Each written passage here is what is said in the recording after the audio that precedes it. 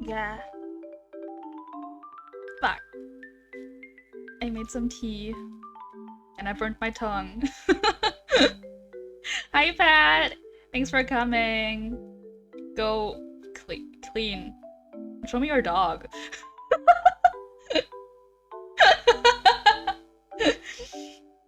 Hello, hello, hello. It's Thursday. You have some good dog pics? Oh, I'm excited. Yeah, so Pat and I have been doing this thing where we send each other our dogs, but neither of them are actually dogs, but we call them dogs. So we keep sending each other dog pics. It's great. My tongue hurts. This is what I get. So, I have tea, so if you hear some clanky noises, sorry about that.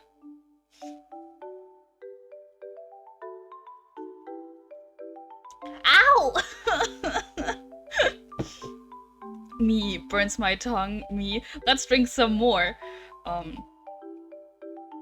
My one single brain cell is really on display right now. I can't believe I have to solve puzzles in a bit. Gah. Yeah.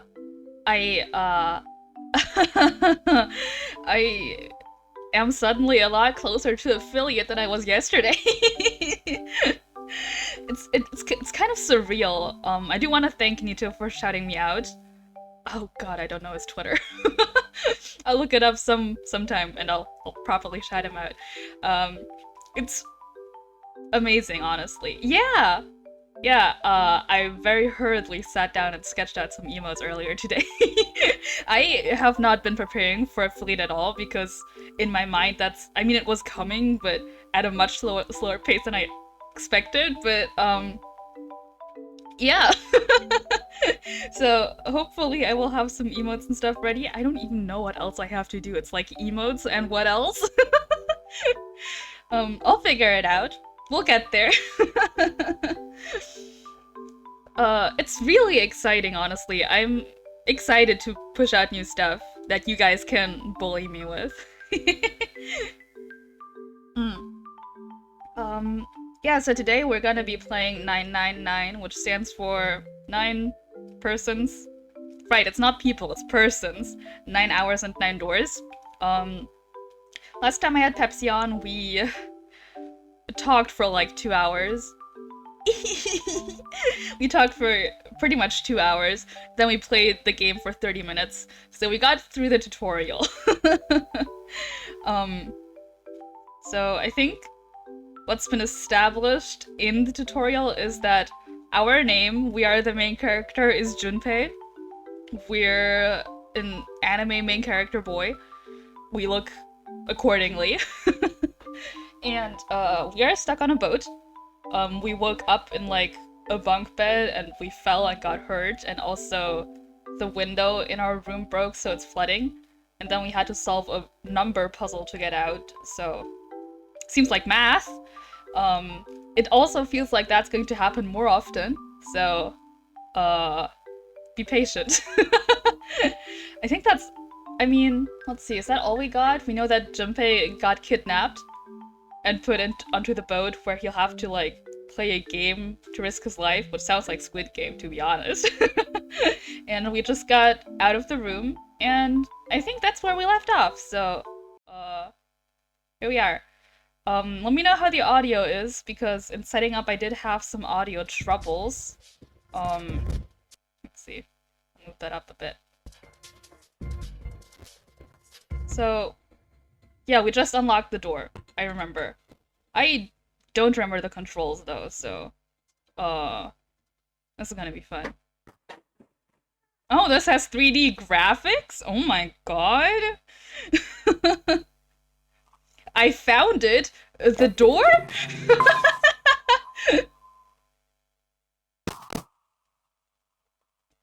Oh, right. I remember. There was talking involved. Is this locked again? Because it was locked last time and yeah. Accompanied by a wall of angry water, Junpei shot out of the room and into the opposing wall. Gasping to catch his breath, he looked around. He was in a narrow hallway. The water that had followed him out of the room was rapidly pouring out of the door. It flowed quickly down the hallway and slammed into the foot of the short flight of stairs. Just 5 steps, in fact. And at the top of this short staircase... A door! Another door! Junpei leapt up the stairs, straight for the door. The door burst open, and Junpei exploded out of it, only to freeze in his tracks. What other possible response could there have been to what he saw? What the hell? His voice trailed off, and all he could do was stare. Wow, like in Titanic. Isn't this exactly like in Titanic? A polished floor stretched out before him, ornate staircases rising up from the edges, each one of them equidistant from the others. Who the fuck wrote this? I was saying this last time too, but who wrote this? The stairs and pillars were solid wood, and Art Nouveau embellishments and decorations covered the walls and pillars. It looked like nothing so much as the entrance to a luxurious mansion from the early 1900s. Junpei couldn't help but wonder. Was he really in a ship? Well, I mean, it is flooding, so, you know. The water quickly filling the hallway behind him suggested that, yes, he was. As he looked, a fresh wave rolled out of the room he'd been in, gathering speed as it moved towards the stairs. Yeah, that's what I thought. This is totally a book. Wait, what the hell? A wave? Well, that's not good. Shit! I gotta get out of here! Oh my god, we're cursing? Junpei spun around, his wet shoes squeaking in protest on the polished floor, and ran toward the tremendous staircase in front of him. Where's the gameplay? C-deck! Stands for cock! B-deck! Stands for boobs! As he ran, he glanced quickly at the plates mounted on the wall, denoting the decks of the ship. He took the stairs 2 at a time, not entirely sure where he would find himself. Just as he began to wonder where, in fact, the stairs did lead. Oh, look at that! Oh, her boobs are out, huh? B-deck really does stand for boobs. Junpei saw another person out of the corner of his eye. Those are 4 people, Junpei. Those are 4 people. He stopped short, nearly tripping over the next stair, and looked. It wasn't just one person he'd seen. On the landing to the left of the stairs, there were 4 people staring at him. Oh my god, Junpei can count to 4? Okay, so we have Junpei and these 4 people, so we have 5 out of the 9 persons on this boat. Wonder where the rest are. Oh, there they are! Well, no, we're missing one. On the right side, 3 more. All told, there were 7 of them. Oh god, I can't count! I'm the one who can't count! It looked as though they had been on their way down the stairs. They'd stopped short when they saw Junpei, their eyes wide. He'd done the same, of course, and now they stood there, staring at one another. Junpei didn't move, one foot placed awkwardly on the next step, in the middle of a stride. Who were these people? This entire interaction lasted only a matter of seconds. It really didn't. The woman spoke to Junpei, and time began to move again. The woman? Which one? There's 2! Oh, we got animations! Oh, I'm not gonna voice these people. I'm not gonna do that. That's gonna ruin my throat. I guess there's another one of us now. The woman was dressed, Junpei thought, rather like a dancer. What the fuck does that mean? Like in Fire Emblem? Good for her, I guess. Her clothes covered very little, and her prodigious jewelry little more. Oh! We got a boop bounce! Her name is Dancer now, okay. Hey you! Come on! Hurry! With no further ceremony, she ran, straight past Junpei and toward the door behind him. The sudden proximity of a woman with such striking assets left Junpei momentarily stunned. Junpei, you're like... You're like 5 minutes from being actively drowned. And you're staring at tits? Jesus. But the others wasted no time and quickly followed the strange woman. The first to pass Junpei was a young man with silver hair. He threw a quick glance in Junpei's direction as he ran, muttering, "Humph, one of us, huh?" Junpei, stop giving them nicknames! This guy, he looks like a problematic anime fave with white hair, doesn't he? He's got the white hair, he's an anime boy. He just needs to be problematic now. Oh, look at him! Following him was an older man, his face calm and without fear. I would not call that face calm, but continue. Soft wrinkles sprouted from his eyes, and he came close enough as he passed for Junpei to see wisps of gray in his hair. His composure and his shock of hair struck Junpei as rather like that of an elderly lion. What the fuck is going up won't do you any good. There are 2 doors, but neither of them will open. The next to speak was a girl with pink hair and a high voice. Oh, the beep. Come on! Aren't you coming? You gotta hurry! Her small hand was wrapped around the wrist of another man. His eyes were closed, almost though he were sleeping. His features were graceful, almost serene. Pat's looking at this man disrespectfully. This one or the old one? I guess this one also looks old. This one or the lion guy? Yeah, I guess. Honestly, yeah. I get it. And he was dressed rather elegantly for someone his age. His age? He looks 50. Something about his posture seemed very refined, and Junpei couldn't help feeling he was noble and dignified somehow. He'd certainly never seen one, but this man seemed like what Junpei had always imagined a prince would be like. That's 9 of us, then. All of the cards are in hand. What does all of the cards are in hand mean, he wondered.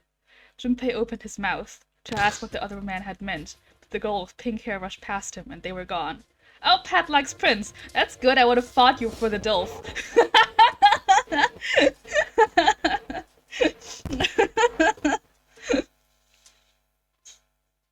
He turned just in time to see 2 more people running toward him. One of them had hair like a bird's nest, and looked as though a stiff breeze might topple him. And the other was a veritable mountain of a man. The scrawny one said nothing, and scuttled past Junpei as though he were running from something. Hey, what the hell are you standing there for? Just standing there for, sorry. Didn't you hear him? The doors on A deck, A which stands for ass deck, are no good. We gotta check the doors on B deck. Got it? Now go! Before he had a chance to respond, the man laid a massive hand on Junpei's shoulder. With no more effort than Junpei would have used to brush aside a fly, the man shoved him out of the way. Honestly, Junpei deserved that. Whoa! Thrown off balance by the man and recent events, it took Junpei a few steps to get his bearings. He finally regained his balance and looked up at what the other 7 had been running toward. There were 2 pairs of large iron doors set into the wall in front of him. That's the last thing you notice? They looked quite sturdy, and each had handles jutting from them. Written across the surface of each door in red paint was a number. The door on the right had a 4, and the door on the left had a 5. They're the same. They're not. They're really not! The guy Junpei had decided to call Silver was mumbling to himself. The room I woke up in had a number on the door, just like that. You too, eh? Hi, Mill! Good evening. I'm also drinking tea tonight. Yay! I burned my tongue on it, and then I had some more and burned my throat.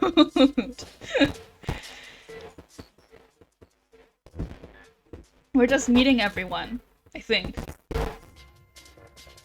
With an arched eyebrow, the lion looked over at Silver. My soul was the same. A number upon the door. Who talks like that? I opened it, ran down the hallway outside, and found myself in the rather grand room. full of stairs, as I suspect the rest of you. Who talks like that? It was as though the floodgates had been opened. They all began to talk at once. Well, you always leave a bit of room when brewing and then add some tap water to cool it down. That's smart. I'm not that smart. Me too. I did too. Yeah, a door with a number on it. It soon became clear that each one of them had awakened in a room with a locked door and solved a puzzle to escape. They'd all ended up in the same room, almost as though they'd been guided there. Oh, there's the boobs again. Yes, we all saw the same thing. That's not important. You need to hurry. You think I don't know that, lady? Before the dancer had time to finish, Silver was already running. He grabbed hold of the door labeled 5 and pulled. However, fuck! Oh, we're saying fuck! Oh, we're dropping F-bombs!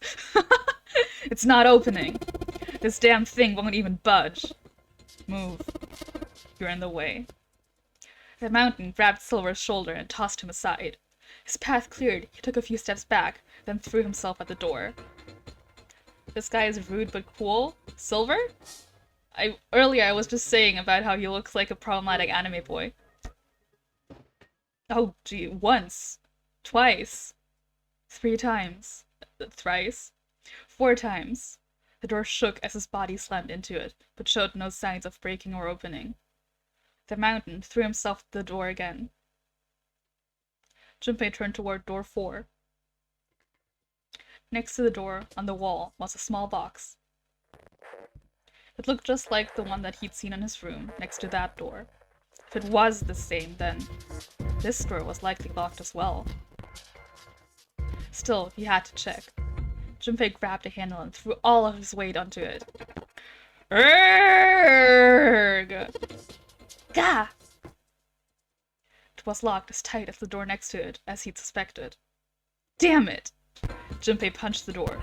It did not respond. God, that's pathetic. Junpei's such a beta male. Such a beta male cuck. Were these the only doors, he wondered. Well, the game is called 9 persons, 9 hours, 9 doors, so I doubt it. He'd barely finished the thought when the C-deck plate he'd passed on his way up sprang, unbidden, to his mind. His body moved before he had time to think. Junpei turned and ran back toward the stairs. You're just gonna go alone? He had scarcely taken a step when, at the top of the stairs, next to an ornate clock embedded in the wall, he saw a person. Whoa! Who's this girl? It was a girl. Don't assume that. I did too, though. She looked to be the same age as Junpei. He froze, unable to look away from her face. Wow, what a meet cute!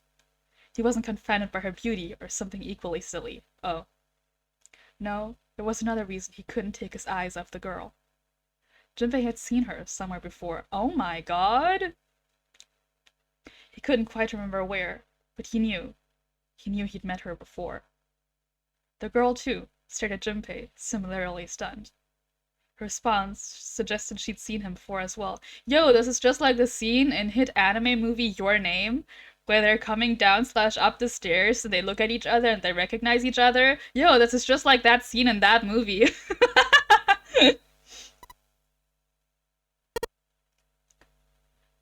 Uh-huh. Without saying a word, Junpei walked slowly toward her. She didn't move. It was almost as though she was held in place by some sort of magic spell. As Junpei stepped onto her landing, the spell broke. No sooner had he set his foot down than the whole ship shook a second time. Ah! The quake caught the girl unprepared and she fell. Oh my god! Mil, you've been meaning to watch Your Name but still haven't gotten around to it. It's really good. I watched it when it came out.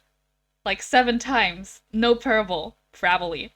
I watched it 7 times. I loved that movie. I did milk all of the emotion out of it doing that, so I don't really like it that much now, but that's just because I watched it 7 times, so I think as long as you don't do that, you're good. Moving on instinct, Junpei leapt to catch her. Oh my god! Or so he thought. Oh.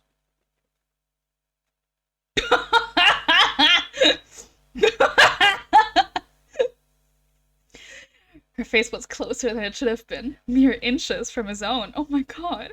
He was flat on his back. She had landed squarely on top of him.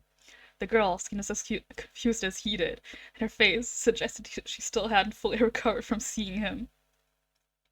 For a moment, that seemed to stretch for a very long time, they stared at one another. The ship stopped shaking. That's hard to say. Everything was quiet. Water could be heard from the bottom of the ship, lapping faintly at walls and ceilings, but eventually that faded as well. Silence was complete, a thick, muffling blanket. At last, the girl opened her mouth. It's already open! Oh my gosh, is that you, Jumpy? Jumpy. Jumpy. Jumpy. Her words echoed through Junpei's head, and suddenly his memory returned. Akane? That sure is her. Why hadn't he realized it before? The girl was Akane Kurashiki. She and Junpei had been friends in childhood. They'd gone to elementary school together for 6 years. But what was she doing on the ship? Her soft eyes were only inches away from his own. He could feel the warmth of her face, Jesus Christ. Feelings he'd thought long forgotten began to work their way to the surface. He could feel his face heating up. Dude, you're like in a life or death situation. At that moment, the speaker crackled to life when a cold, eerie voice filled the room. Welcome aboard. I welcome you all from the bottom of my heart to this, my vessel. Needs a reverb effect for when the brackets appear. Oh my god, that would be so funny. Holy shit. Hold on, I need to write that down. I haven't figured out how to do voice effects yet, but I'm gonna write that down. I'm gonna figure it out. By God, I'm gonna figure it out. Reverb effect 4999. Oh my god. By the way, I'm gonna bastardize all of the Japanese names, mostly just because I feel awkward switching from talking like English to pronouncing Japanese ways with a Japanese accent. It also seems hard to do. So, you know, I could be saying like what's her name? Akane Kurashiki? I could be doing that, but it's easier for me to just say Akane Kurashiki, you know? So I'm gonna do that. Sorry. I know how it sounds, but ease, you know, for me. With the voice's invasion, the spell between Junpei and Akane was broken, and all hints of burgeoning romance instantly forgotten. They hurriedly untangled themselves from one another and struggled to their feet. Their 7 companions had heard the voice as well. Many of their faces had gone pale. They looked around frantically, desperate to locate the source of the voice. At last, they found it. A speaker set in the ceiling. I am Zero, the captain of this ship. You're not doing a good job. I am also the person who invited you here. The voice was harsh, obscured occasionally by the crackle of static. But Junpei recognized it. How could he have forgotten it? Oh shit! It was the same voice he had heard from the man in the gas mask. Hey, asshole! What the hell is this? Come on! Oh, come on out here! I wanna get a look at you! What do you mean, do to us? Oh, what do you mean to do? I wasn't paying attention. I mean to have you participate in a game, just like in Squid Game. Some of you, I know, are familiar with this game. The Nonary game. It is a game where you'll put your life on the line. Nonary game? What the hell's that? The voice continued. Implacable, implacable? The rules of the Nonary game can be found upon your persons. They are simple rules. Read them. Nonary game? You already said that. Hey, there's something in my pocket. Check this out. Check this out. Silver reached into his pocket and pulled out a small slip of paper. Wait a minute, silver? Like from Sonic the Hedgehog? The rest of them reach into their own pockets, pulled out similar slips of paper. Does the dancer even have a pocket? Junpei followed suit and dug into the pocket of his pants. Felt the telltale crumple of paper, slightly damp from his earlier ordeal. Hey, I got one too! And it would seem Zero has seen fit to grace us each with a letter. Who talks like this? Would you mind terribly reading it to us, young man? Oh my, I no longer think you're sexy. Oh, welcome, Ministry of Enwa Control, and thank you for following! I appreciate it. Why is there no audio with my alert? I'm glad you're having fun! His request had been delivered to Junpei, who, after a short moment of surprise, did as he'd been asked. I'm gonna, take a zippy. Where's my juice? Where's my juice? There it is. Cute.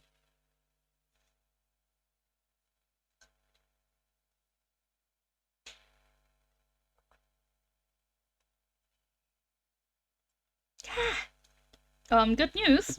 My tea has cooled down enough that I can drink it. So, that's great. Yeah, okay. That's all. On the ship. Oh, wait, that's Junpei. Remember when I said I wouldn't voice these? On this ship, you'll find a handful of doors emblazoned with numbers. We will call them the numbered doors. The doors in front of you are a pair of the same. How did he know they'd read them while in front of the doors? The key to opening these numbered doors are the numbered bracelets that each of you possess. Should you total the numbers on your numbered bracelets and find that the digital root of that number is equal to the number of that door, the door will open. Only those who have opened the door may pass through. There are, however, limits. Only 3 to 5 people can pass through one numbered door. All those who enter must leave, and all who enter must contribute. What the fuck does that mean? Time for math? Yeah, it really is. Bracelet, Junpei figured, had to mean the bulky thing on his wrist. He glanced around. It looked like everyone else had one as well, had come to much the same conclusion. The purpose of the game is simple. Leave the ship alive. Wow. God, you love Junpei's lumberjack flannel. No, no, you know what? He's just a masked lesbian. Let's respect him. It is hidden, but an exit can be found. Seek a way out. Seek a door that carries a 9. Junpei had reached the end of the letter.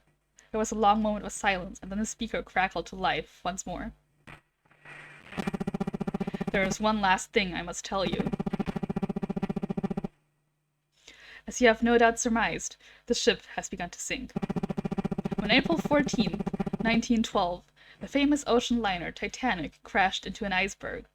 Yeah, Titanic, just like the staircase. That was in the Titanic, right? I think?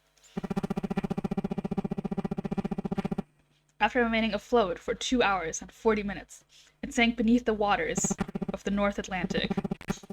I will give you more time. How generous! 9 hours. That is the time you'll be given to make your escape. The voice finished, and the speaker went silent.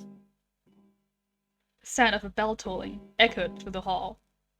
It came from the dance hall adjacent to the stairwell.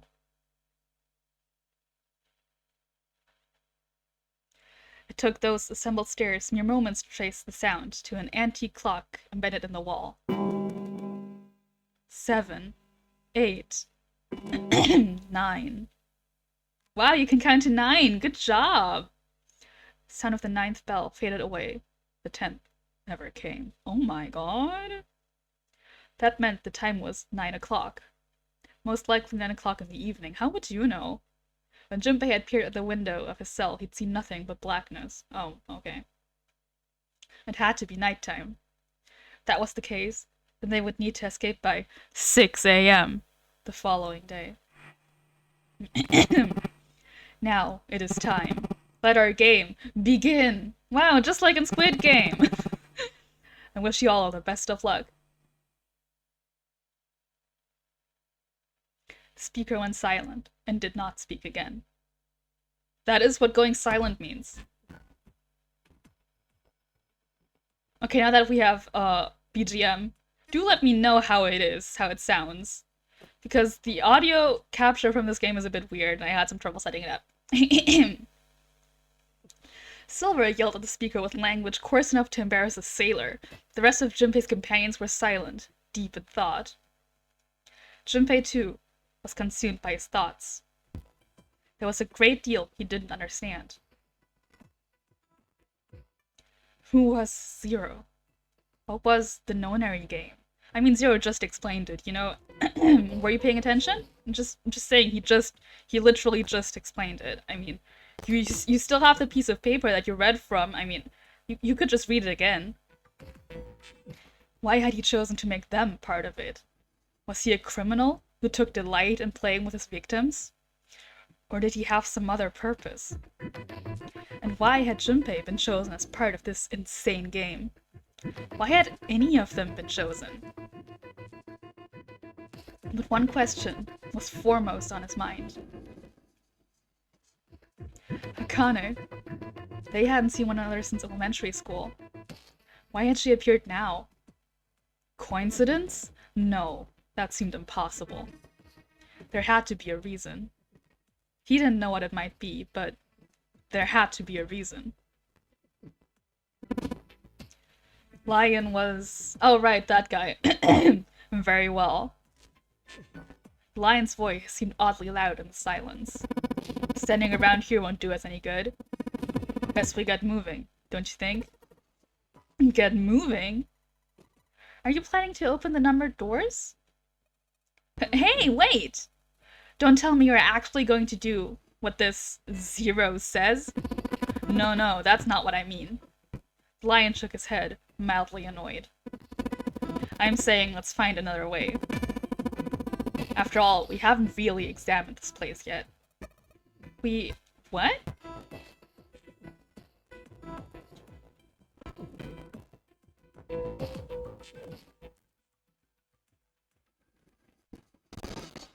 That's a clock. Oh, time's passing. Wow.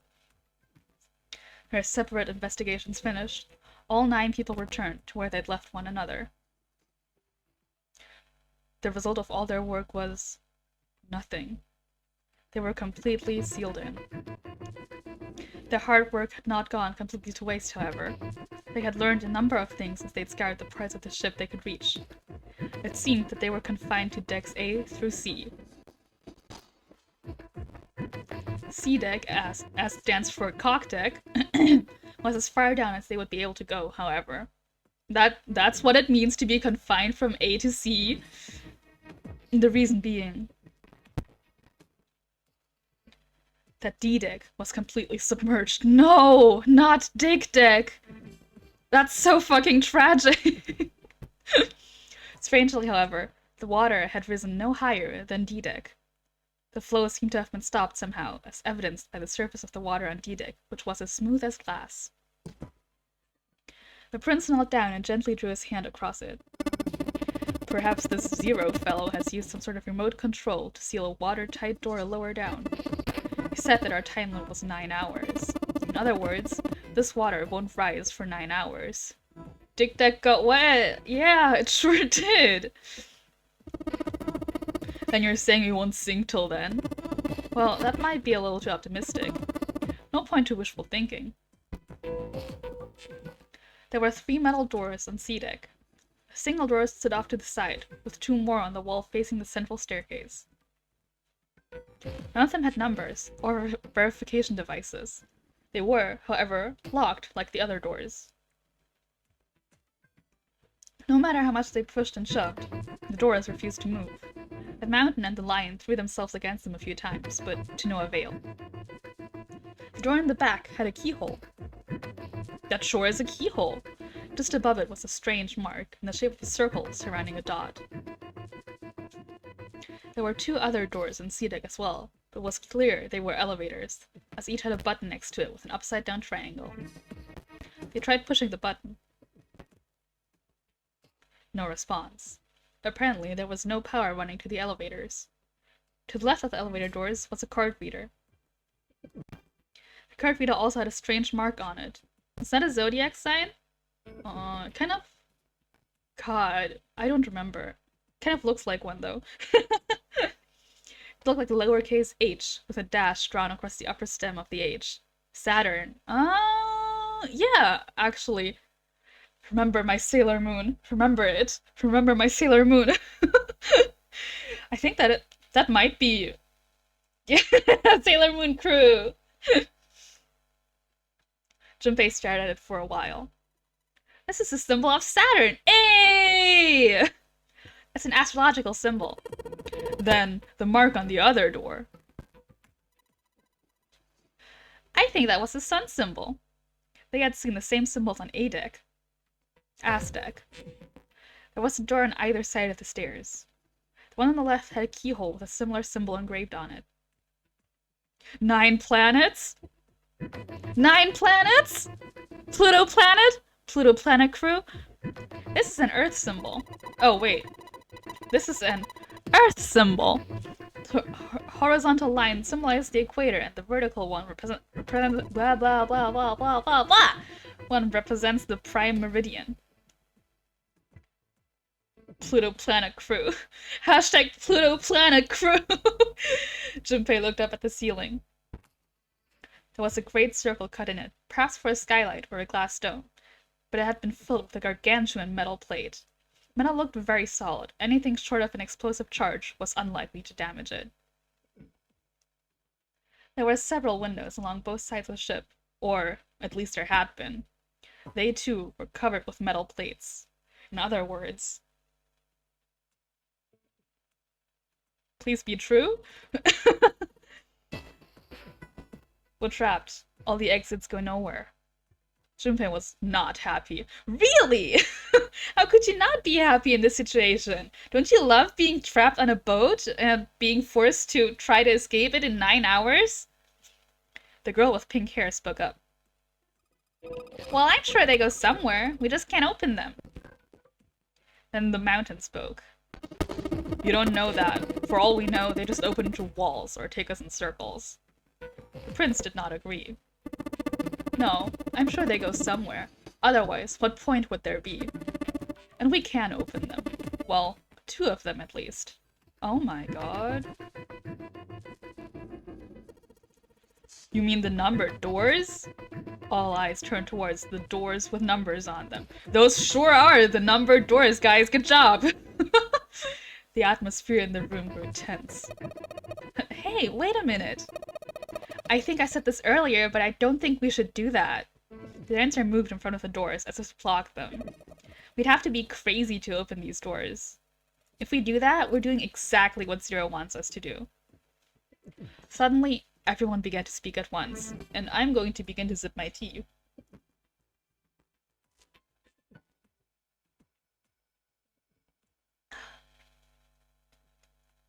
I might be doing a couple more drink breaks than usual, which includes getting up to get water refills, because I only have 1 glass. I agree. I don't. That's a terrible idea. We should keep going. We should stay here. We don't have any other way to open any of these doors. We should just wait. Someone's bound to come find us. We don't have time for that. In 8.5 hours, this ship is going to sink. Look at these smart people coming to realizations. The clamor of voices made it next to impossible to determine who was saying what. Their arguments grew more and more intense until people were shouting and screaming at one another. Junpei had remained silent, but at last he could take no more. Hey! Shut up! They fell silent, and all eyes turned to Junpei. He felt each stare burning into him, but he refused to flinch. Before we try and decide where we're going to go, there's something else we ought to do. What's that? We need to exchange information. We don't know anything about each other. I want to know who you guys are. Who you are, where you came from, why you ended up here. Don't tell me you aren't curious too. They were silent.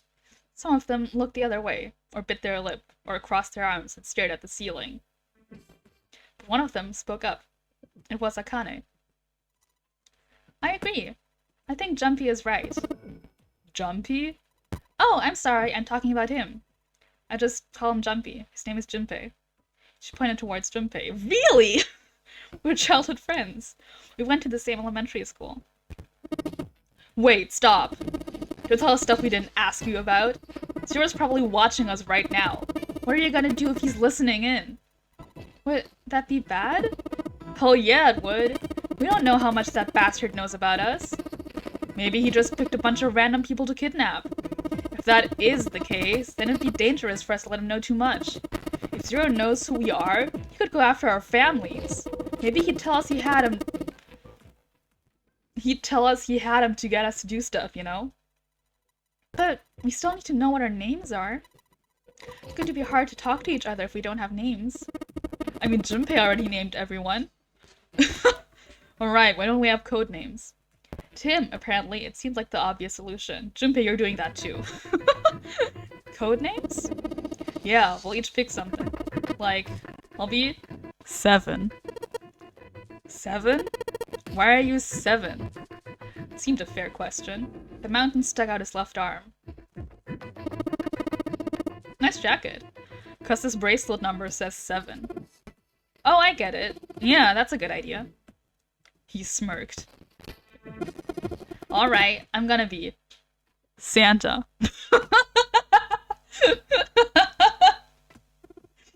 And have you chums know Japanese? No? Well, san means 3, so I'll be Santa. They're like gonna introduce themselves and they're all gonna have Japanese names. Any of you chums know Japanese? Okay, Santa. You know, like, Santa Claus fits, don't you think? Then your bracelet number. Yeah, it's got a 3 on it. Good job, Grandpa. Just like the mountain had done, Silver thrust out his left hand. Sure enough, the face of his bracelet read 3. Very well then. I'll go next, shall I? My bracelet number is 1. Given that, I think Ace seems appropriate. I'll be Lotus, then, as I'm sure you all know it has 8 petals. Which means, of course, that my bracelet number is 7. 8.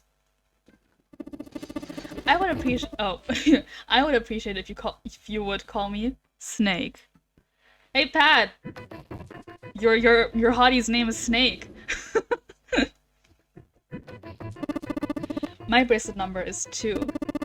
Since Ace has chosen cards, then I choose dice.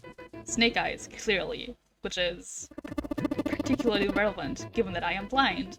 Oh, codename Metal Gear? Yeah, Snake! Blind? Really?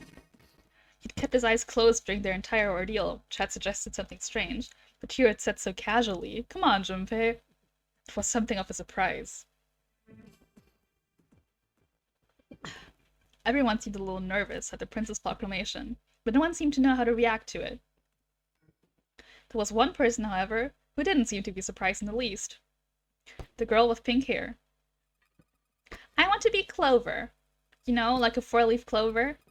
Good luck, right? Looking almost bored, she held out her left hand. That sure is a 4. Base for a bracelet showed the number 4. To come around to Junpei. He held out his bracelet.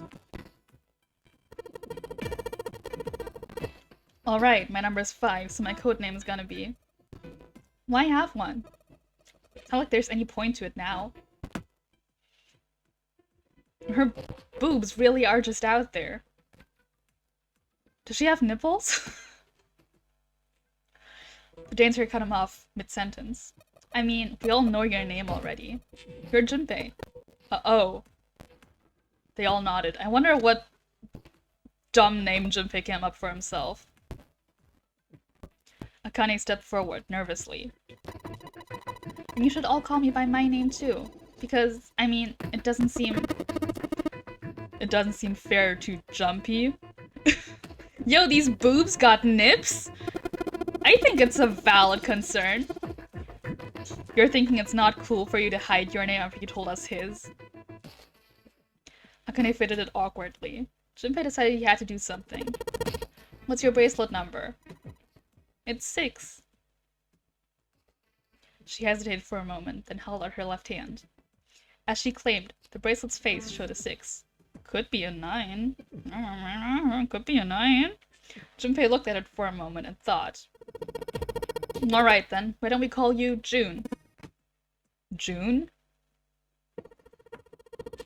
Yeah, you know, it's the 6th month of the year. So you're June. Jumpy. Akane kneaded her hands and looked up at Junpei, uncertain. He smiled back at her, reassuringly. Are you good with that? She thought about it for a few more minutes, then seemed to come to a decision and gave Junpei a small nod. Her names decided, Junpei ran over them quickly in his head. 1 was Ace. 2 was Snake. 3 was Santa. 4 was Clover. 5 was Junpei's number. Akane was 6, and Junpei had given her the codename of June. Junpei? Ha ha ha ha. 7 was 7. And 8 was Lotus. That meant that 8 of them, including Junpei, had revealed their bracelet numbers. There was still 1 person left. He was the man with glasses and hair like a bird's nest. He hadn't said anything since they'd met on the stairs, and he didn't look like the sort of person who was inclined to conversation. He looks like he's going to die. His skin was pale, his breathing was heavy, he was soaked with nervous sweat. His behavior seemed very suspicious, or perhaps simply emotionally unstable. Dude, don't be rude. It was difficult to tell. Whatever the case, it seemed clear that he had only a fingertip's worth of a grip on his sanity. Jesus. The girl with pink hair, Clover, walked up to him slowly. She put her hands on her hips and eyed him suspiciously. What number are you? Whoa, thank you Da Vinci Droid for following. My alerts work again. Yay. He didn't answer. His bloodshot eyes twitched from person to person. His breath came in hot pants. Hey, I'm talking to you. The man licked his dry lips with a shaking tongue and spoke with a voice like old paper. Isn't it obvious? There are 9 people here. And you know who numbers 1 through 8 are. I'm the only one left. So you're 9? Yeah. He extended a trembling arm. Could be 6. The bracelet did indeed say 9. Clover looked at it contemptuously. What's your code name? Code name? What do you want us to call you? We all made up names, you should too. This guy's design is boring. Exactly! Exactly! That's why I think he's gonna die! I don't need one. And he doesn't get a code name, he's gonna die. Why not? Because I'm not going to stay here with you. Okay, rude. He took a shuddering breath and exhaled. Clover looked at him with something very like disgust. Yeah, first to die, horror movie rules. No one's fucked yet, so, you know, it's the most boring guy. You've got some sort of plan? I do. Yeah? What's that? You sure you want to know? Yeah? Alright. Let me show you. I'm going to do this. Aye! Oh, well, that's not great. By the time they realized what he was doing, it was too late to stop him. The man's body moved like a snake's. In the blink of an eye, he had slid around behind her and wrapped his arm around her waist. Well, that's not cool. Hey, what the hell do you think you're doing? Silver, Santa, leapt forward toward Clover and the 9th man. He was halfway there when... Stay back! Suddenly, the man's hand dove into his pocket. Oh shit, he has a knife! He has... A knife! It came back out with a knife. A pocket knife. He held it to Clover's pale, quivering neck. If you get any closer, I'll cut her open. Dude, that's so uncool. Santa skidded to a halt. He snarled at the scrawny man with the knife and gritted his teeth. Yes, that's right. I really get a lot of use out of that knife arm. Hee. I love that knife arm. And welcome to Binchi. Thank you for following again. Yeah, it's just a little uncool. But you knew what I did. Of course! Anytime someone mentions a knife, I have to pull out my knife. It's important. I also love knife. The man's smile was neither friendly nor reassuring. Sweat poured down his neck, soaking the collar of his shirt. Gross. Clover, are you alright? The prince. Snakes. Voice sounded oddly concerned. Yeah. I'm fine. Her voice shook, making her words even less convincing. What the hell are you trying to do? I told you, this is my plan. What are you gonna do to her, you sick son of a bitch? Wow, we're really cursing. Wow. Pat, dangerous robots are your favorite kind? Wow, oh my god. Am I your favorite robot? Oh my god. Don't worry. I'm not going to do anything bad to her. Oh, just anything. If she just does what I tell her to, I'll let her go. Dude, that's so uncool. He started to move backwards, slowly, keeping his grip on Clover. Keeping their distance, Junpei and the others followed. Eventually, the man reached the wall. He gave a start as his back touched it, then glanced around quickly and spoke. Verify. Huh? The left. Look on your left. Do you see the device on the wall? Place your hand on the scanner panel. The round part. What if I don't? The man's nostrils flared and he looked like he was about to choke. Are you an idiot? What do you think? I could slit your throat right now. I'll kill you if I have to. All I need is your bracelet. Just do it. Do it now. He pressed the knife against Clover's neck, hard. Slowly she stretched her left hand out toward the device. Her back was to it and she had to feel around for a moment before she found the circular panel. Beep. It made a cold, electronic noise. The display above her hand, an asterisk appeared. So that's how it works, Junpei thought to himself. That's not time, man. Placing one's palm on what the ninth man had called the scanner panel, the user's bracelet number would be entered into the device. Should you total the numbers in numbered bracelets and find that the digital root of that number is equal to the number of that door, the door will open. Junpei shifted his eyes to the door itself. The number on it was 5. The ninth man seemed to know a little more about the device's operation than he should. How had he known exactly what to do? Good, you're done. And then next. His bloodshot eyes crept from person to person until finally they stopped on the lion. Ace. Like from One Piece? You, right? You're the one with the number 1 bracelet, right? Yes, I am, so... Then you're next. Just verify your number like this little brat did. Come on, man. That's so rude. What are you doing? To do it now. Don't you care what happens to her? Okay, just calm down. Ace held up his hands, palms out. The ninth man jerked his chin toward the device. Slowly, cautiously, Ace moved toward the device. After what seemed like an agonizing eternity, he reached it. Now, verify. Ace nodded and placed his hand on the scanner panel. Now that's a big hand. The device beeped again and a second asterisk appeared. Now the device had Clover and Ace's numbers, 4 and 1. 4 plus 1 equals 5. same as the number written on the door, but it wouldn't open just yet. Only 3 to 5 people can pass through one numbered door. The door needed at least one more person. Who would that be? Get back! His voice shook, but the knife he held to Clover's throat made his words a command. Ace took 2, then 3 steps back. No! Fart her!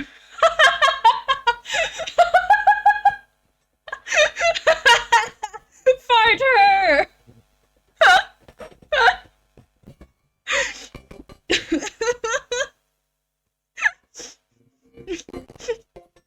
Farther.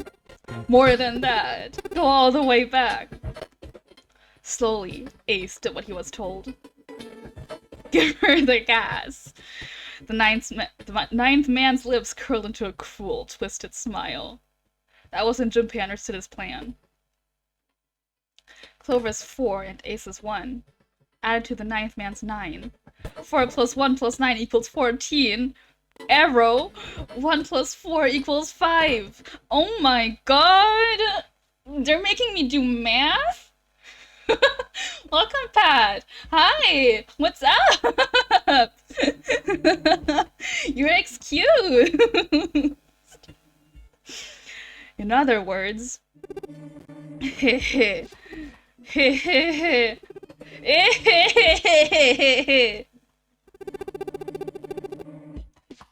Thank God you were also cooperative. Now I can get out of this nightmare.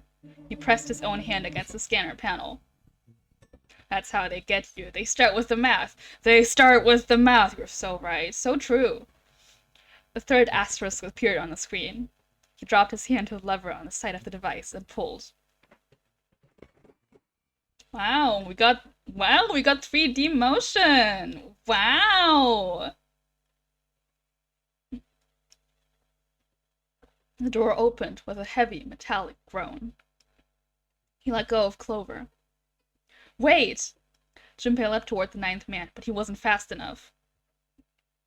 The man shoved Clover. Ah! And hopped through the door. Well, you're gonna die. Oh, okay, have a good one, guys. I'm going off ahead now. Well then. Goodbye. He raised his hand and waved, a twisted smirk on his face. Then he was gone. The door ground shut with a dull clang of metal on metal. Metal on metal violence? Clover! Are you alright? Snake ran to Clover's side as she lay on the floor. Yeah, I'm fine. She climbed unsteadily to her feet, and once there, leaned heavily on Snake's shoulder for support. You're cute. Junpei ran to the door. The others followed him. Several pairs of hands grabbed hold of the handles and pulled. They grunted and strained, but... Shit! It won't budge. That was when Lotus, the dancer, spoke. Her voice was quiet. Do you hear something? Like what? Like some sort of beeping? Well, that's not good! Junpei pressed his ear against the cold metal of the door. The others did the same. You're right. I can hear it too. What is it? I would assume it's a bomb that's going to blow the ninth man's face clean off his head, because his design was the most boring, so he's going to die, making a point that you die in this game. Then they heard something else. It was the ninth man. Shit! Why isn't it stopping? God damn it! You lied! Lied? Bang, bang, bang. This wasn't supposed to happen. This is wrong. This is wrong! His voice shook with fear. Safe on the outside, they stepped back from the door and looked at one another. What is happening in there? Well, I imagine someone's trying to, not die. Open the door! Please! Please, I'm begging you! Help me! Please, get me out of here! Get me out of here! Junpei grabbed hold of the device. He slammed his hand on the scanner panel. Nothing happened. Engaged? Congrats! To whom? Why didn't it register him? He looked at the display where the asterisk had shown up. It said, engaged. Wow!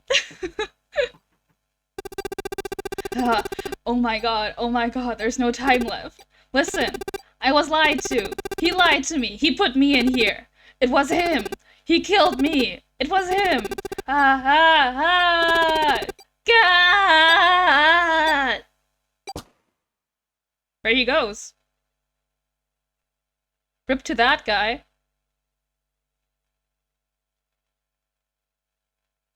The explosion rocked the room. Instinctively, they ducked, then stood up slowly when they realized there was no danger. No one spoke. Silence filled the room. Yeah, he got Squid Gamed. This is just like Squid Game, guys.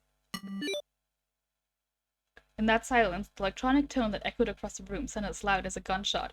You mean like the gunshot that we just heard? All eyes turned toward it. Vacant! Oh, what happened to being engaged? It had come from the device mounted next to the door. The display changed from engaged to vacant. Let's see if we can open it. 7. The mountain swallowed hard. Junpei nodded and placed his hand on the scanner panel. A red asterisk appeared on the LCD panel. The device registers Junpei's bracelet number. 5. Death and numbers equals squid. Exactly! So true! His was not enough, however. At least 2 more people were needed. Junpei asked. Which pair? Oh, gameplay! We're 1 hour and 5 minutes into the stream, and this is the first instance of gameplay. Okay, let's see. So we need a digital root of 5. And we have 5, so we need something that adds to 5 to make 5. So we need something that will make 1 or 4, or 2 and 3.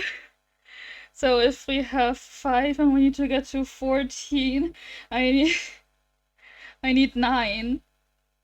Oh, these are all 9. Oh god, I didn't even need to do the math. I can just choose people. Hey, what should I choose?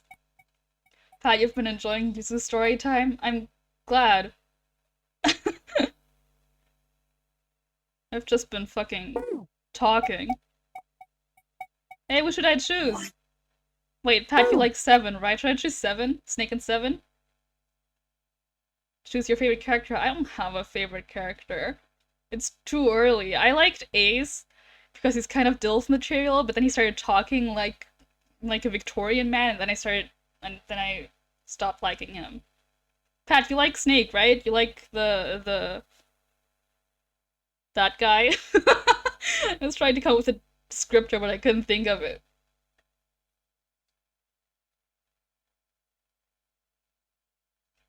I'm gonna choose Snake for Pat. Snake and 7. Snake, 7. You think you can give me a hand here? Oh my god, look at that snake emote! So cute! This pun was a little too on the nose, but the mood was still grim. You're making puns right now, Junpei! You're making puns right now! Oh my god. That's so not the right time for making puns. Both Snake and 7 lifted their hands silently. Slowly, each of them placed their hand on the scanner panel. 5 plus 7. 5 plus 2 plus 7 equals 14. Which means 1 plus 4 equals 5. That fulfilled the conditions. Anytime's the right time for puns. I don't know, I feel like if someone just died, it's not exactly great. If they were to pull the lever on the side. Are you guys ready? I'm gonna open it. Junpei grabbed the lever and looked back over his shoulder. They stiffened and nodded. They stiffened? What does that mean? Junpei nodded back and set his mouth in a grim line. Then he slowly lowered the lever. Wrong lever!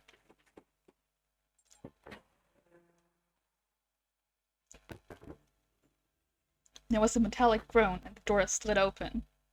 A breath of air drifted out of it. Oh, the music, carrying a stench that nearly made them gag. Junpei grimaced and put a hand over his mouth. Oh my god. Good god. Lotus and Ace shuddered. 7 grunted. Whoa, that's pretty bad. Even Santa's voice shook. He blew up. It appeared that Santa was right. The hallway on the other side of the door was splattered with chunks of torn flesh and dark red blood. Yikes! Oh! Aye! It's not pink, like in Danganronpa. The shriek echoed across the room. It had come from June. Then her strength left her and she dropped. As Junpei turned to catch her, the door groaned shut. Didn't even show us the body. Cowards.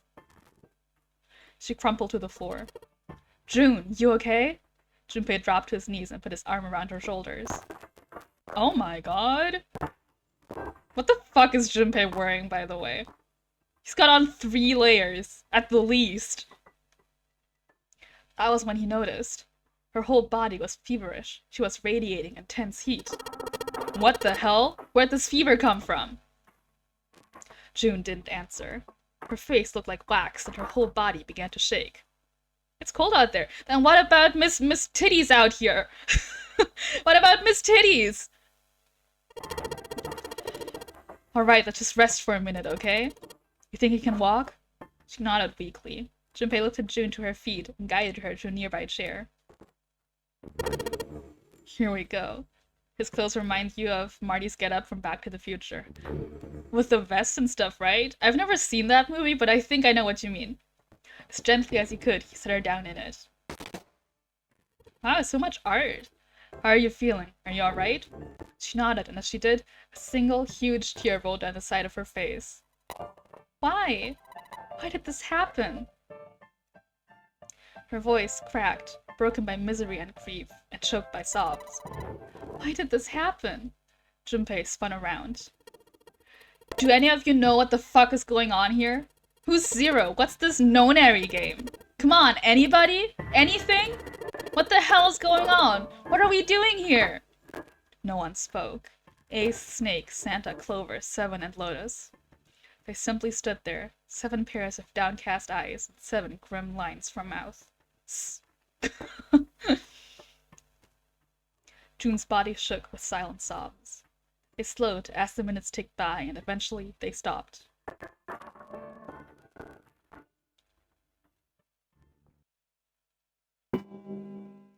Bing bong. Then suddenly, in the cold, heavy silence that had enveloped them like a thick fog, a bell began to ring. The clock in the central hall.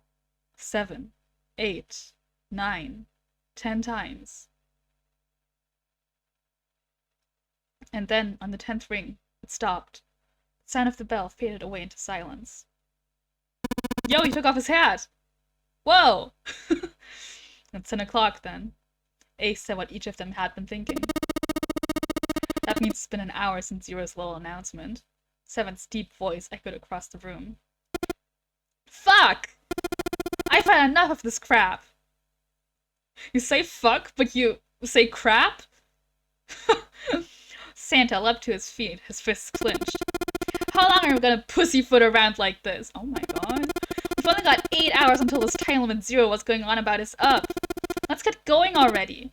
Go, go! Santa's outburst fell on deaf ears. No one seemed to agree with him. They stared back at him, their eyes blank and their faces tired. Finally, Lotus spoke. No, I refuse. I'm not going to end up like him. Him?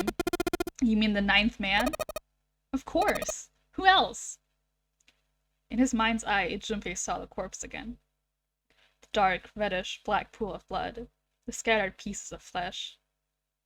Yup, you've shown us that. Organs strewn across the floor like the blossoming of a grotesque flower. The explosion that had torn through his body had been powerful. The 9th man's neck had been twisted at an odd angle. Junpei suspected the detonation had thrown him against the wall. Half of his face was crushed, and the other half was covered in blood. Most of his abdomen had been emptied, either by the explosion or by gravity. He had landed on his back. Stark white ribs jutted out of his chest like the legs of some sort of macabre crab.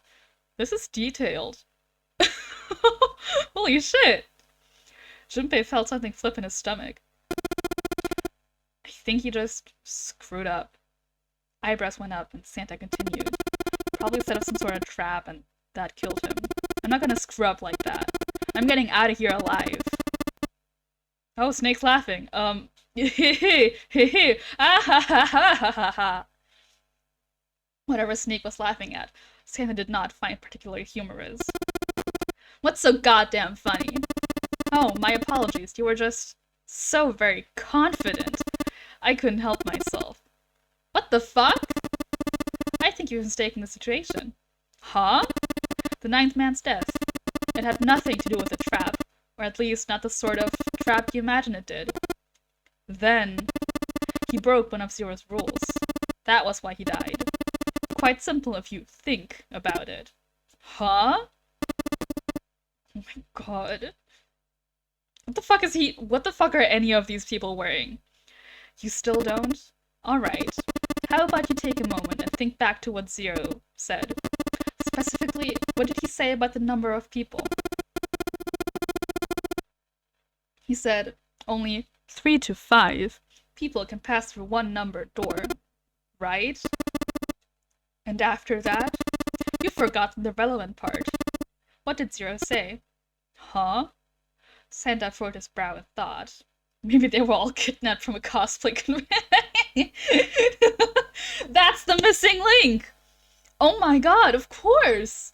What do all these people have in common? They were all at a cosplay convention. Duh! That's how that guy had a knife. It was a prop knife. Of course! Junpei thought back. Zero said, that everyone verified had to go through. All those who enter must leave, and all who enter must contribute. Right? I think it was something like that. Whatever it was, it means that groups of less than 3 or more than 5 can't go through. That is correct.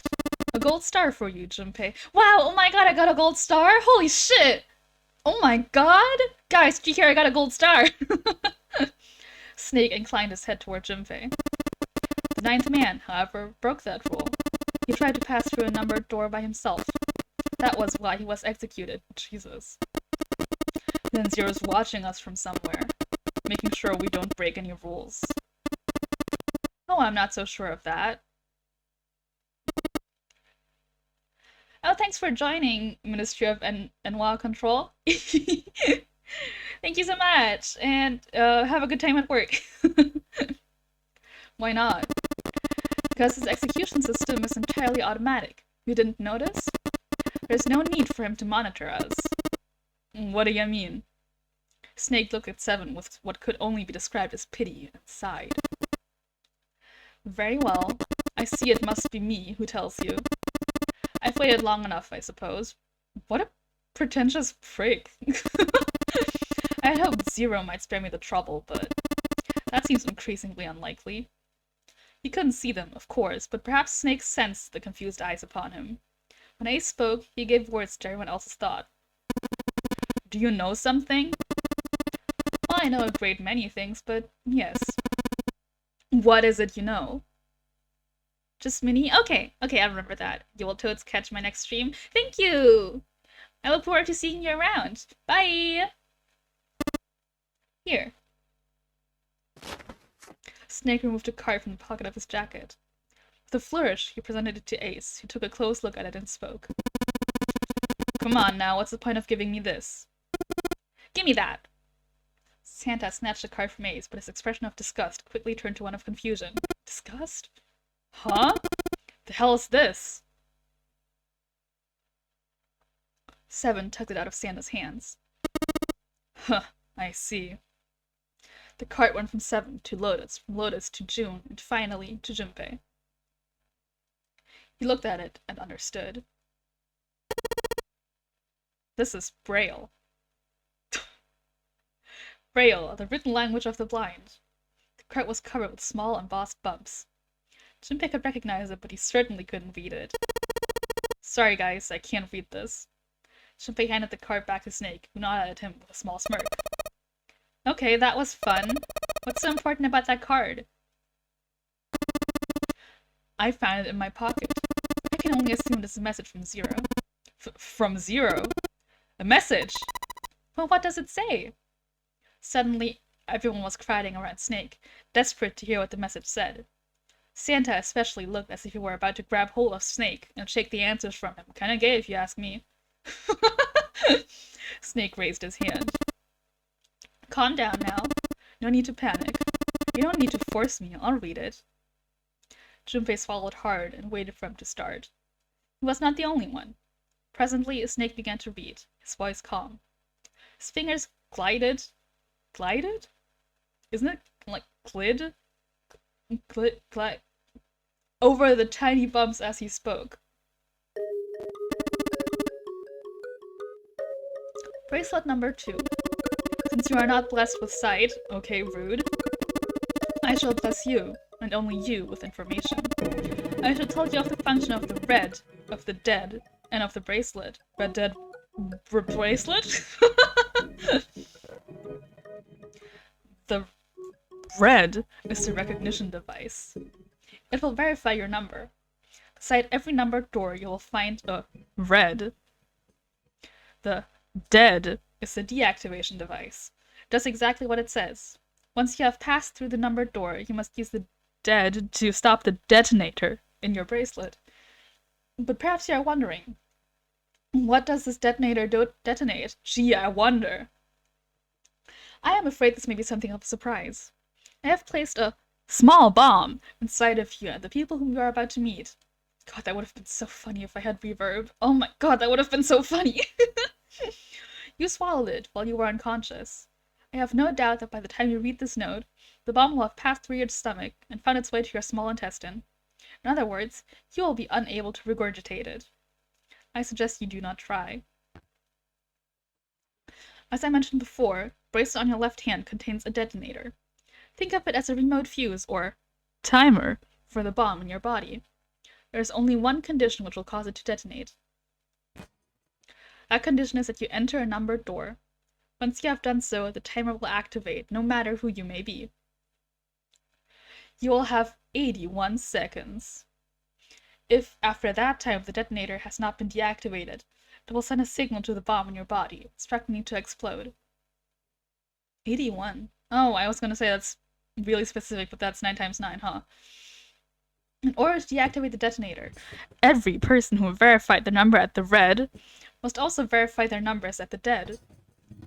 Once all numbers have been verified by the dead, you need only pull the lever at its side, and the countdown will cease. Anyone who does not verify their number at the red will find themselves unable to verify their number at the dead. That is to say, if you should pass through a numbered door without first verifying your number at the red, in 81 seconds you will be dead. Ha-ha! God, I hate that. You must also keep in mind the numbered doors will close automatically after 9 seconds have passed. So long as the door is open, the dead will not function. You would do well to remember this. Lastly, let us discuss how to remove the bracelets. There are only 2 ways to do so. 1. You escape from the ship. 2. Your heart rate reaches 0. Well, in other words, once your bracelet is taken outside the confines of the ship, or detects its wearer's heartbeat has fallen to 0, it will shut down automatically. There's no other way to remove your bracelet. There might be better options, but I could check out Valhalla Supermassive for reverb. That's interesting. I'll write that down too. It's a free VST plugin with a Mac filter you can load as an OBS filter. Ooh! That would be really cool. That, actually, I'll write that down. Valhalla Supermassive. Once again, I still don't have any spare paper, so I'm just writing on my arm again. As always. If you attempt to force it off or disable the detonator, the bomb within you will immediately explode. Well, I know a thing or two about exploding bombs. This is all the information which I can impart to you. How you choose to use it is for you to decide. If used wisely, you can eliminate those who might be a danger to you. For a time, you would be able to control your fate. I wish you the best of luck. Damn.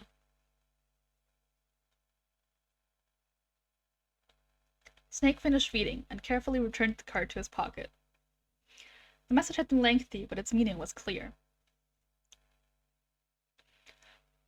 Only those who verified their numbers at the red could pass through the numbered doors. Teams could not increase or decrease their numbers. The reds, deads, and bracelets enforced the rules. They were judge, jury, and executioner.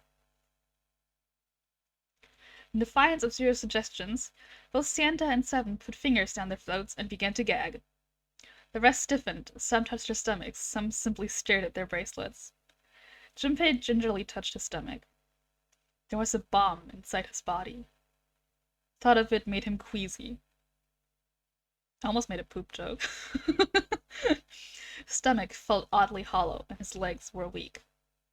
Why had Zero designed such a ludicrous game? Junpei looked over at the others. Alright, I'm gonna ask one more time. Do any of you know anything about Zero? They were all silent, each person waiting to hear what the others would say. Finally, Santa spoke. Actually, I saw him. I saw Zero when I got grabbed. I didn't see his face, though. Son of a bitch was wearing some kind of gas mask. What the hell? Come on, guys, give me something. Like, surprise or something? Instead, it was Santa who looked surprised. There was a moment of silence, and then everyone spoke at once. Yeah, I saw him too. Me too! He was wearing a gas mask. Stories were sorted out, the truth became clear.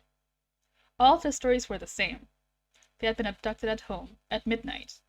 The person claiming to be Zero had worn a mask. There had been white smoke, and then each person had passed out. When they awoke, they had found themselves on D-deck, Dick Deck, in a room with a 3-level bunk bed. Only 7 stories seemed to lack the detail of the others. Oh, me? Yeah, well, mine was just like the rest of yours. That was all he had said. It had occurred to Junpei at the time that it sounded somewhat strange, but he didn't press the issue. He hadn't done so because there was something that struck him as even stranger.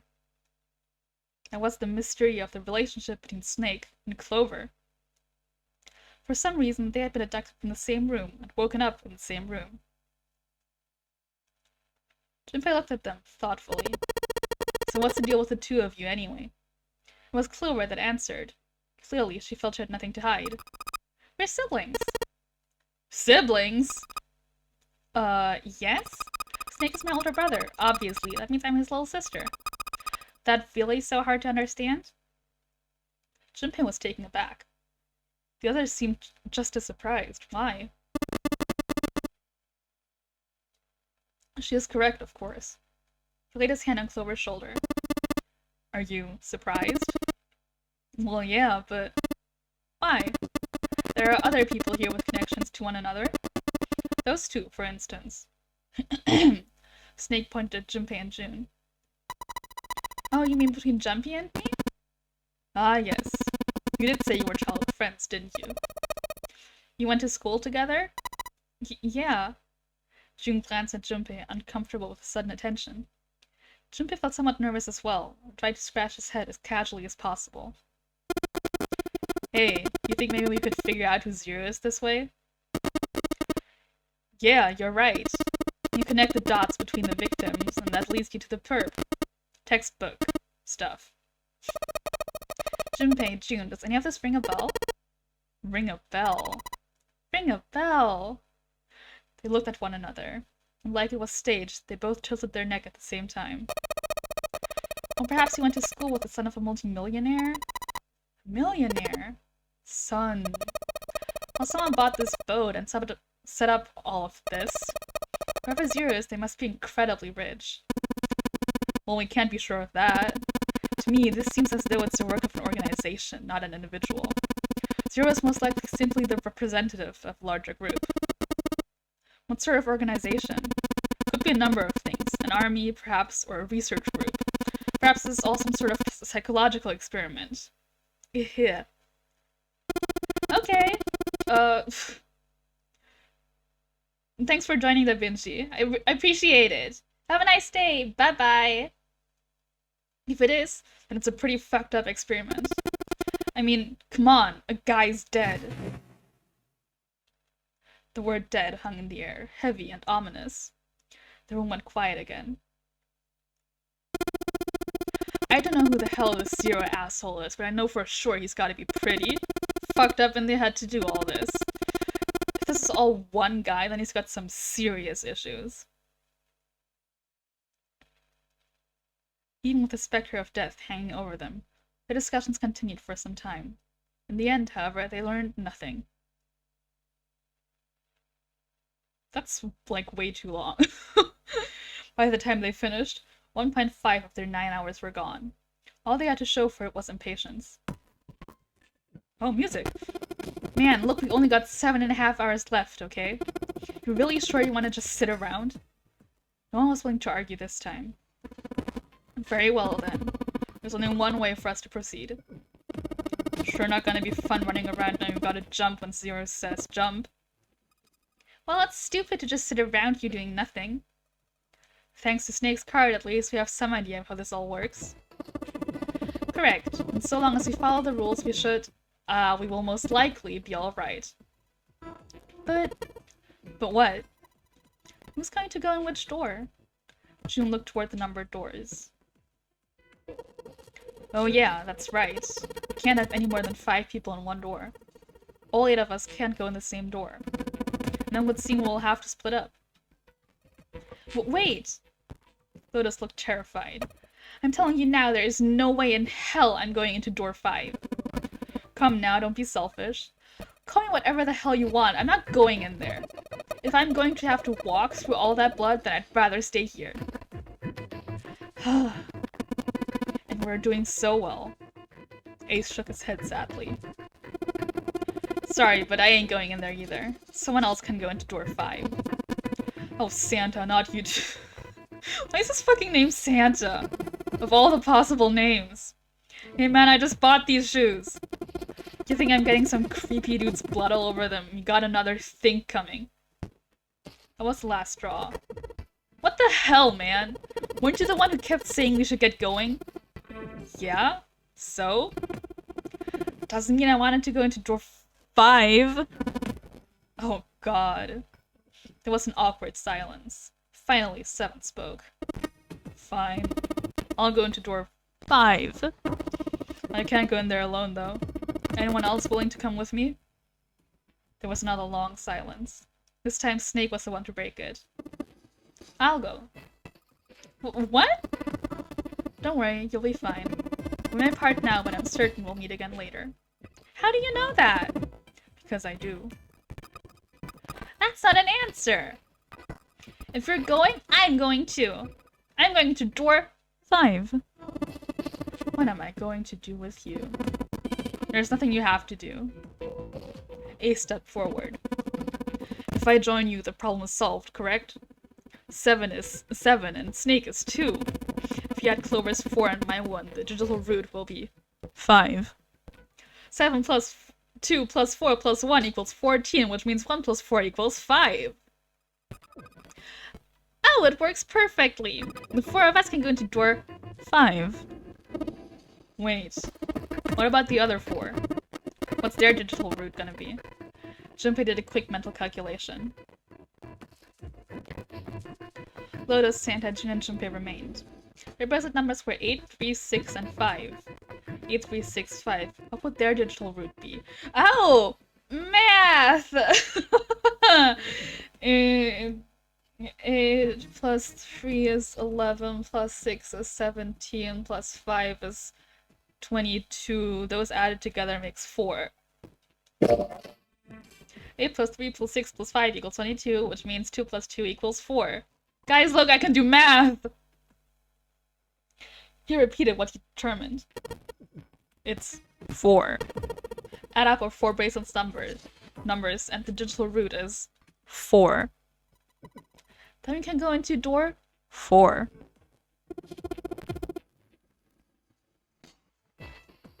Yeah, huh? That worked out well. Junpei ran over the team assignments in his head one more time.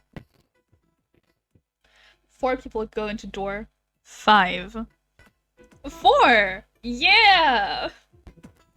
7, Snake, Clover, and Ace. 4 people would go into door 4. Lotus, Santa, June, and Junpei. Junpei had to ask himself if the teams were what he really wanted. Beyond door 5 was what remained of the ninth man. He never wanted to see that thing again, but something in him said it would be unwise not to examine the corpse even a little closer. Of course, if he went through door 5, he wouldn't be going with Lotus and Santa. True, it would be possible for him to bring June with him through door 5. But that would mean she would have to see the horrific carnage that waited there.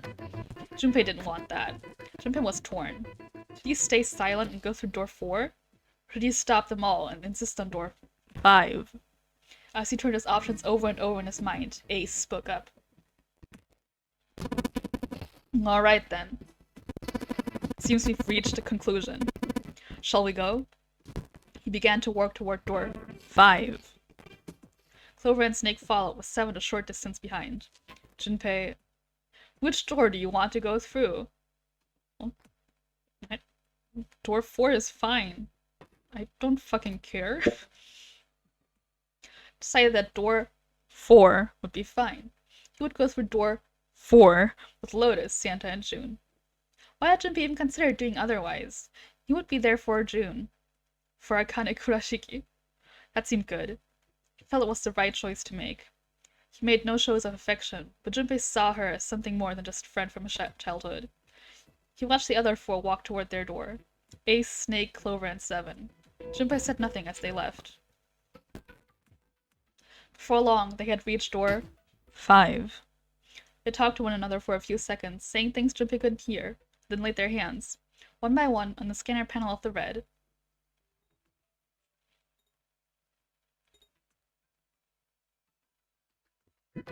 Ace grabbed the lever. Wrong lever! His face tight with determination, he turned over his shoulder to look at Junpei and his companions. And goodbye. Be careful. Wow, that's dramatic.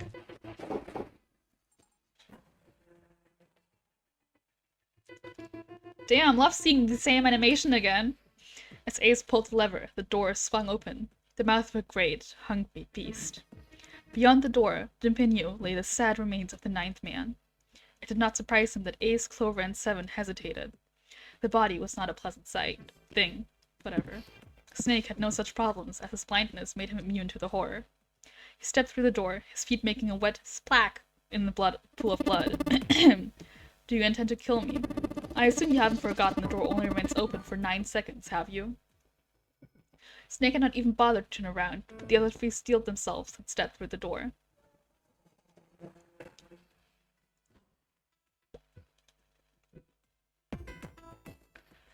Door 5 swung shut, closing with the heavy finality of metal upon metal. Junpei and his companions scrambled to the door. They pressed their ears to it in an attempt to hear what might be taking place on the other side. It's beeping. It's just like before. Probably the sound of the detonator on the bracelet. Do you think they're okay? June's face showed her concern more plain than her words ever could. Almost so in response to her question, a voice rang out from the other side of the door. It was 7. Hey, there it is! That's gotta be that dead thing. Come on, get over here. We gotta authenticate. The beeping stopped. The sighs of relief were audible even through the heavy door. Phew, looks like it stopped. Junpei and his companions leaned away from the door and breathed a collective sigh of relief of their own. Hey guys, are you doing alright over there? They'd heard 7's voice, but it wouldn't hurt to be sure. Yep, we're fine! Despite the recent danger, Clover's voice was as bubbly as ever. Oh hey, I'm gonna tell you about this whole dead thing, okay? The dead is just like the red, but the color's different. You know how the red was red? Well, the dead is blue. Other than that, it's just like the red. Authenticating's the same too. Awesome, thanks, that helps a lot. Well, we should probably move on now. You be careful out there. Roger that.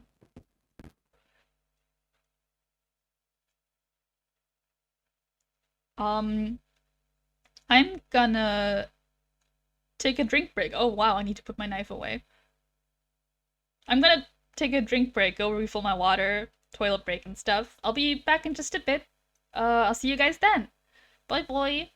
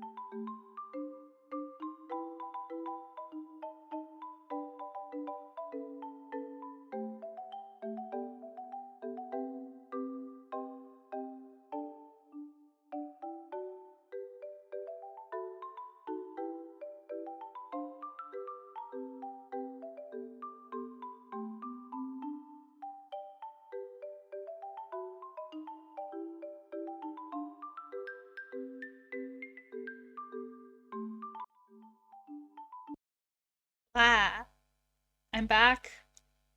There is so much water in me. I also ate a spoonful of honey just to try and get my mouth moisturized because I tell you, it was dry and fuzzy. It worked, by the way, so life hack if you ever need it. You know how my stream title is, I can excuse being stuck on a boat, but I draw the line at solving puzzles? I have not solved a single puzzle. They haven't given me a single puzzle to solve. I I've been live for 1 hour and 45 minutes, and they gave me 2 dialogue options to do. I've done math, that is true, but I wasn't even required to do it, was I? Or that one time I was? Barely. I I don't know if math counts as a puzzle anyways. It I sure. I'll just keep playing until we reach a puzzle, I hope.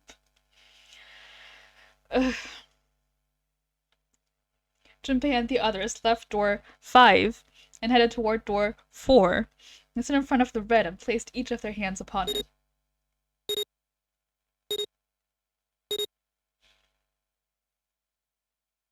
4 asterisks appeared on the screen. Junpei grabbed the lever and turned around. You guys ready? Yeah. Sure. Let's go. None of them looked particularly optimistic, but their faces were set. Junpei nodded to them all and turned toward the red. All right, let's go.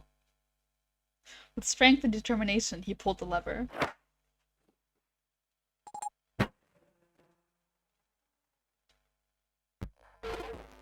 Run! The 4 of them leapt through the door together. The moment they had passed through it, each heard a cold, electronic sound coming from the left wrist. In the center of each bracelet, a red skull appeared and began to flash. The detonator's countdown had begun. In the long moment that each of them spent staring at their wrists,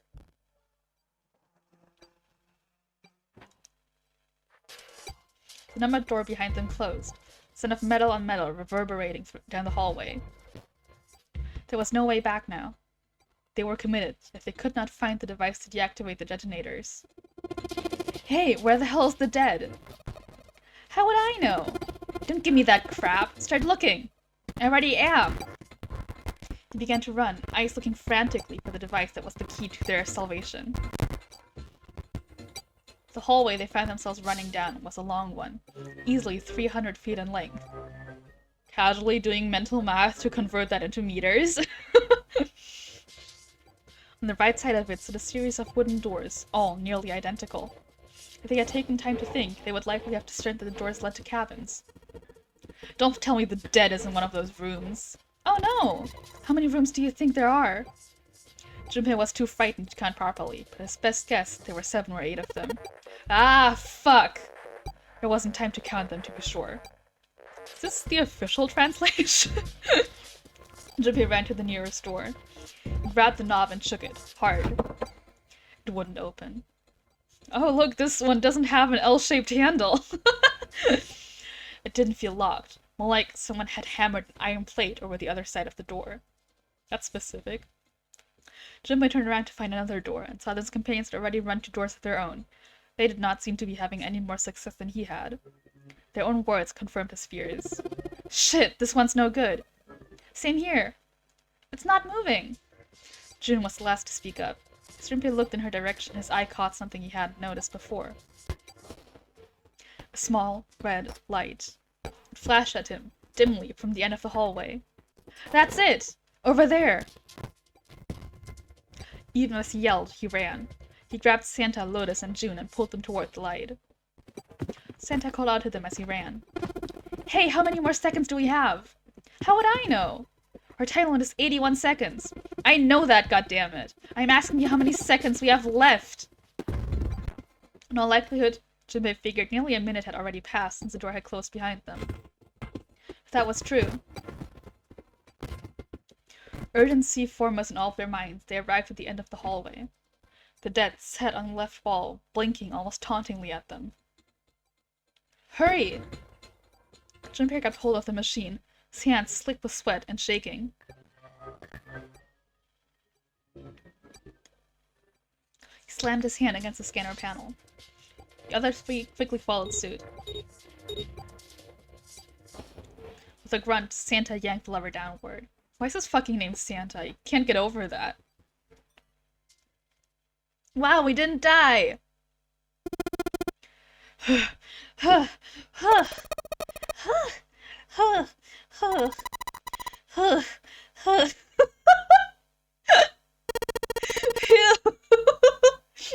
Looks like it stopped.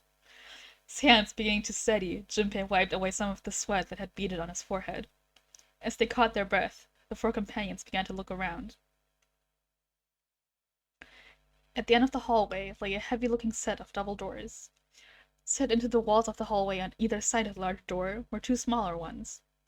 They all needed inspecting, but Junpei began with the largest of the three, the double doors. How many times did he come across similar doors, with similar results, he wondered. Or perhaps, corrected himself, more a lack of results. Whatever the reason, the door remained firm and unyielding and refused to allow Junpei or anyone else passage. Near the handle was a small keyhole. That's the Mars, right? Is that Mars? It's the male's... wasn't that Mars? Oh, fuck. Above the keyhole was a small symbol, engraved in the brass. Male?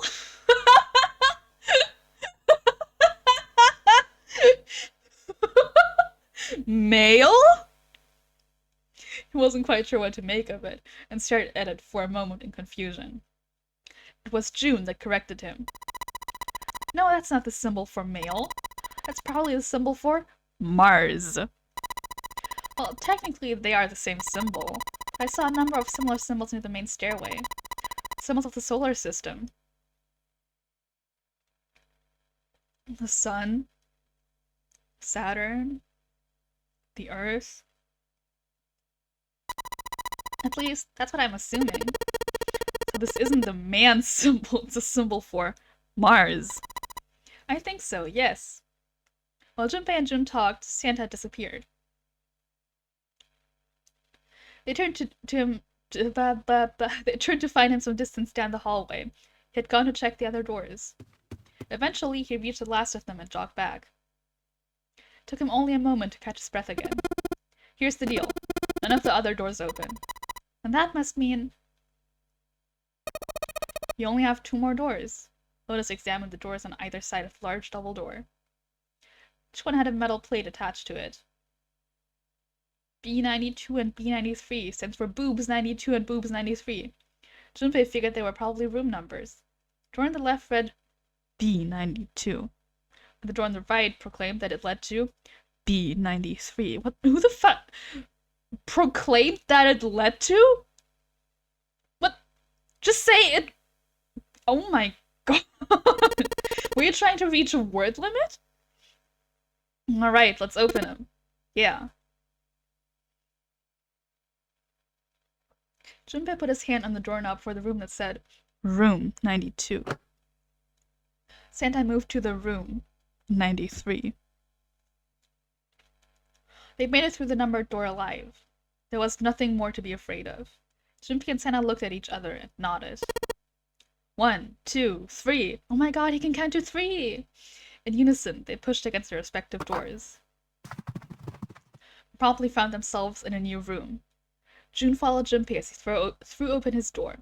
They turned around and saw that the door on the other side was open as well. Through the door was another person, his mouth agape. It was Santa. Hey, it opened. Yeah, it did. Junpei and Senna looked at each other. They had not expected the doors to yield so easily. Lotus' calm voice broke into their thoughts. Maybe this is all part of Zero's plan? I can't say I enjoy being treated like someone's puppet. As she headed for room 93, Lotus continued. Well, now we have these 2 rooms. I'm sure there's something in there that will help us get out of here. Let's find it. Sand and I will search this room. Junpei and June search the other one. Alright. Okay. Oh my god, is this a puzzle? Oh my god, is it a puzzle?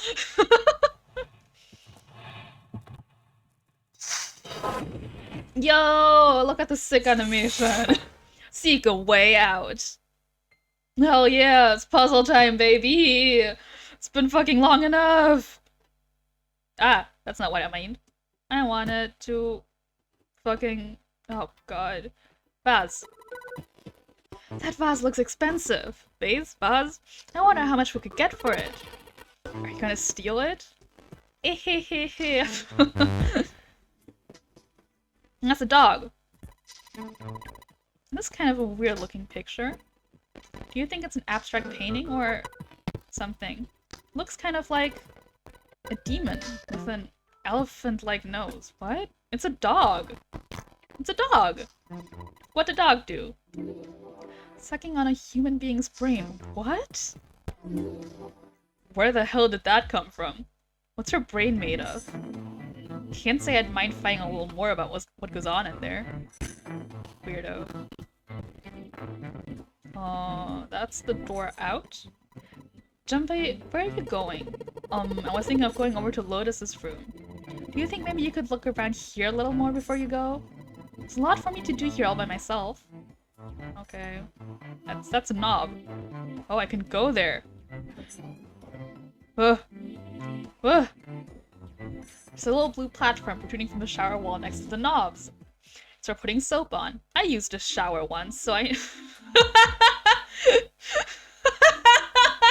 I used a shower once, so I know. That's a shower knob. Let's see if anything happens when we turn it. No water's coming out. It's just a shower head. There's nothing special about it. Junpei, do you think there might be something on the shower curtain? Hmm? Well, maybe. You wanna try closing it? There doesn't seem to be anything here. Yeah, you're right. Let's put it back. That's the bathroom wall. There are square tiles all over it. I can see that!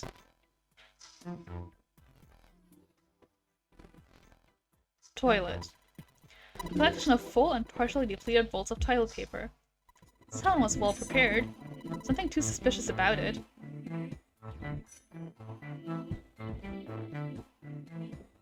Toilet.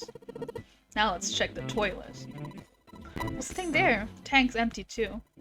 There isn't even any water in it. Boo! Okay. Okay. Yeah. Why don't we go back to the living room? Okay. Let's go back. The fucking amount of dialogue in this game. Whoa, matches! I make fire!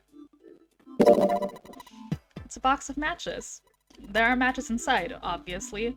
Okay. Junpei looked down blankly at what I was holding, then up at June. Oh yeah, how's your fever? You feeling better now? Yes. I'm feeling fine. June certainly looked fine. Junpei held his hand on her forehead for a few seconds. It seemed her fever really had gone down. Are you worried about me? Yeah, I guess I am. June blushed and giggled. By the way, Junpei? Hmm? How did you end up here? What do you mean? I told you earlier, didn't I? It was a man with a gas mask. When you got home at night, you inhaled some light smoke and passed out. Thanks for the recap. When you woke up, you were on D-Deck, Dig Deck. Yeah, that's it. Is that really the truth? What? Junpei, are you hiding something from me? No! Why would I? Well, if you think about it, this is awfully suspicious. I mean, why would two childhood friends bump into each other in a place like this? Hey, I could ask you the same thing. Are you hiding something? What would I hide? Well, I don't know. Anything? I mean, you're hiding it. How would I know? You mean like the number of men I've dated? What? Junpei's heart stumbled over itself. Do you want to know? He had to admit he was a little curious. What? Don't worry.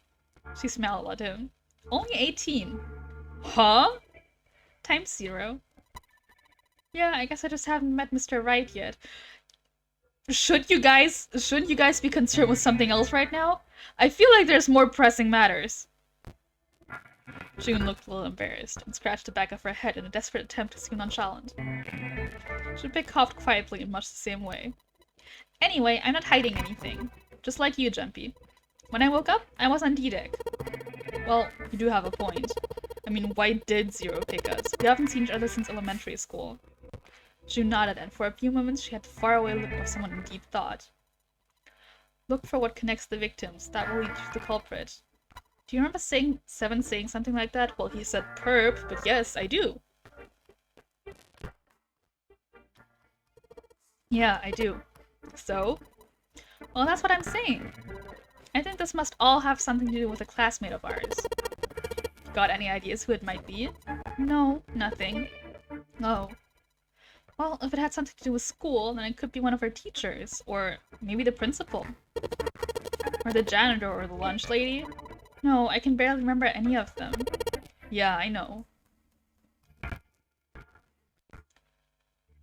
Junpei went back to searching, feeling unpleasant and confused.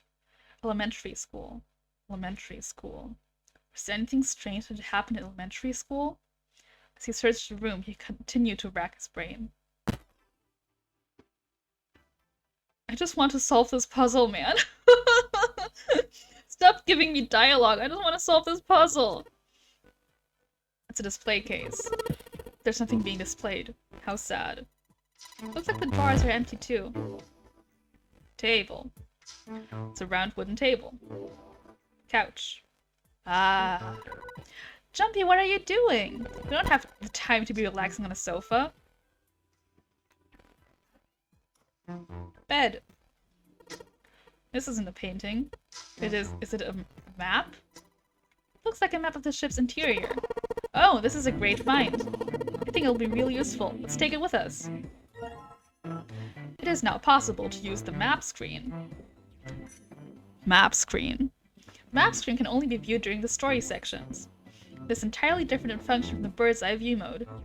While on the map screen, you can examine a map of the ship's floor plan, which you will acquire over the course of the story. Touch menu to open the menu. If you touch map, while in the menu, you will be taken to the map screen. Well, there you can scroll around the floor plan with the control pad or the stylus. Touching the green parts of the floor plan will allow you to see the bird's eye view for that room. Can't believe I'm getting more tutorial.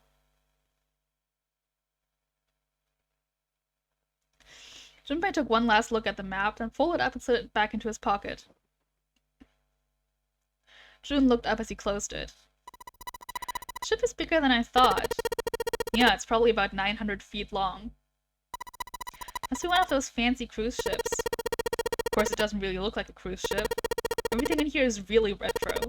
Even if it's some sort of style choice, there's just too much. Do you remember what Zero said? On April 14th, 1912, the famous ocean liner Titanic crashed into an iceberg. After remaining afloat for 2 hours and 40 minutes, it sank beneath the waters of the North Atlantic. Do you think that maybe this boat and the Titanic have something to do with each other?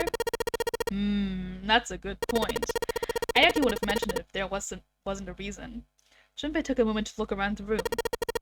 Do you think this boat is a replica of the Titanic? A replica? Yeah. You know, like a copy of the actual boat. There's like, wasn't there a whole thing like Titanic and another boat? And there's like a conspiracy theory that the other boat sunk instead of the Titanic? Isn't that a thing? Who on earth would make something like that? Fans? Crazy Titanic fans? No, wait! Oh, that animation was so cute. Wait, that was so cute! Do you even know how much money that would take? No idea. But all they've got to do is break even, you know? Break even? Yeah. They could use it as a cruise ship. Climb aboard a piece of history, sail around the world on the resurrected Titanic. Hell, with marketing like that, they probably have more customers than they'd know what to do with. Do you really think people would want to ride on a ship with such an ominous past? It's the site of the worst accident in history. I feel like there's worse accidents in history, but okay. Over 1,500 people died. I wouldn't be surprised if you get cursed just for going. A curse, huh? Junpei, do you believe in that sort of thing? You know, curses and stuff? No, they're a load of crap. Sorry, but I can't really say I believe in that kind of stuff. Tact was not one of Junpei's many better qualities. What about you? Nah, I guess it's kind of a dumb question. Yes, I do believe in curses. In fact, I think it was a curse that sunk the Titanic. Okay. Okay. What? A curse sank the Titanic. The curse of the Egyptian mummy. Okay. Junpei couldn't understand how Jin had maintained a straight face to say that. Supposedly, the Titanic carried the mummy of the priestess Amon-Ra, which was stolen from a pyramid. Is that real, or is this, like, really inappropriate? And they say that the mummy had a history. Everyone involved with it died a mysterious death. Come on, I'm sure you've heard of it before. Those who open the coffin will be forever cursed. Haven't you ever heard that one? So you're saying the Titanic sunk because of that curse? That's right! Jun's eyes had lit up with excitement, like a child with a new toy. That's stupid. I don't buy it. It's true! How can you be so sure? That mummy wasn't just a normal mummy. It was really mysterious, totally unbelievable. What is so unbelievable about it? Well, supposedly, she was really pretty. Pretty? Yes, but she was a mummy. That's right.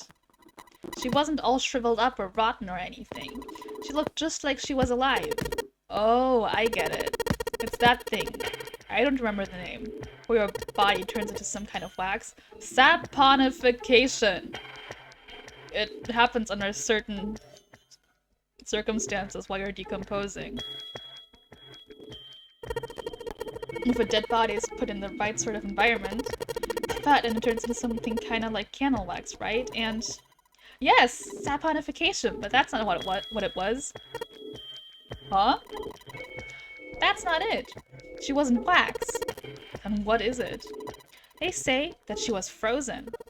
What? Frozen? That's right. The whole body was frozen solid. You know how a human body is more than 60% water? Well, all of that water was frozen. The story says that from the time of its discovery, all the way through to when it got put on the Titanic. And even though it was carried through the desert, her body never melted. I'm starting to think the story isn't true and just kind of inappropriate. Jun and Junpei talked a little more, then went back to their investigation. But even as they did, his mind went back to what she told him. Ice that wouldn't melt, even the desert. Could such a thing really exist? No, even if it did, it wouldn't really be ice anymore, would it? The more he thought about it, the more his head hurt. Like he'd eaten his ice cream too fast. Oh my god. That's so relevant. Bed. It's a light blue blanket with some designs on it. Someone's made the bed, or at least never unmade it. There's only bed sheets under the blanket, nothing exciting. Pillow? Look, there's two pillows right next to each other. Guess it's a double. Huh? What's up? You're turning red. Oh man, is her fever back? Hey, are you alright? Do you need to lay down for a minute? I'm fine. I think it's still a little early for the- Oh, come on. Huh? Hey, seriously, are you really okay? My god. Fucking straight people. It's light. Even if it's heavy? That's light! God. It's a bottle with water in it. This is a bedroom. They probably have it here because your throat always feels dry when you wake up. You know? My throat's dry, but I think that's because I'm a little nervous right now. Well, we did run a lot, so we're kind of sweaty. Hey, Junpei, did you want to take a shower together? Whoa! Just kidding! Too late to take it back. My brain's already working out the picture. My throat was dry already. This sure isn't helping. Oh my god. A wooden cupboard. There are cups inside, surprising no one. What's this? Oh, nothing. The chair that goes with the dresser. There's nothing particularly interesting about it. It's a light. Thanks to it, we can see. Come on. This is the mirror for the dresser. And now she's playing with her hair. Does she even realize she's doing that? Hey, we don't have time for that. Come on, it's not like there's anyone here you need to impress. Yes, there is. Who? What? Why are you so quiet all of a sudden? Oh, forget it, Jumpy. Oh my god. I'm getting tired of these guys. Yo, it's a key! A key? You think it's the key to the dresser? Dresser? Was there a dresser in here? Oh. It's a dresser. There's a thing on top. So, there's nothing inside. Is the key kind of useless?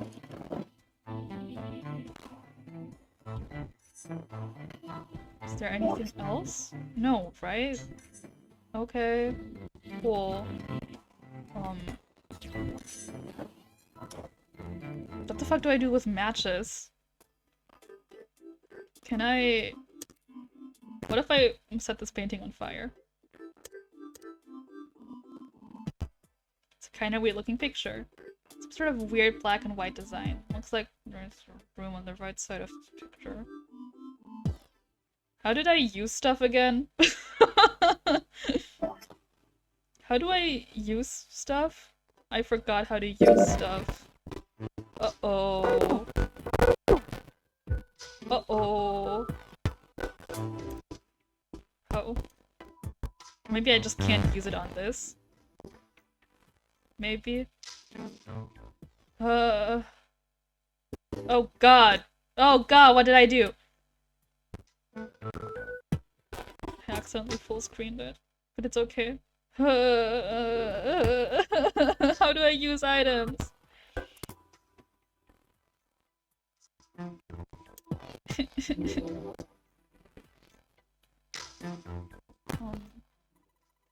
No, I still can't leave?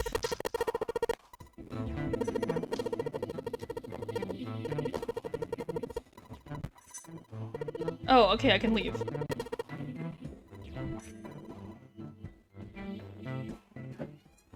Oh, okay. Oh! Vase! Looks like a valuable vase. Empty, though. Seems to be a room on the left side of the vase. Picture. It's a tile with a black and white pattern on it. There's a square tile in this frame. It's glued in there quite well. I don't think you can take it out. Can I burn it?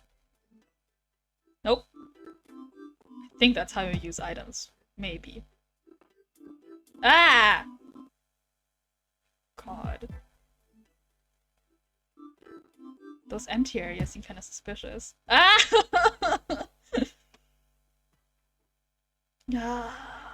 God, I hate how this emulator does it. It's... Why? Why? Sorry about this. I'm figuring it out. Okay.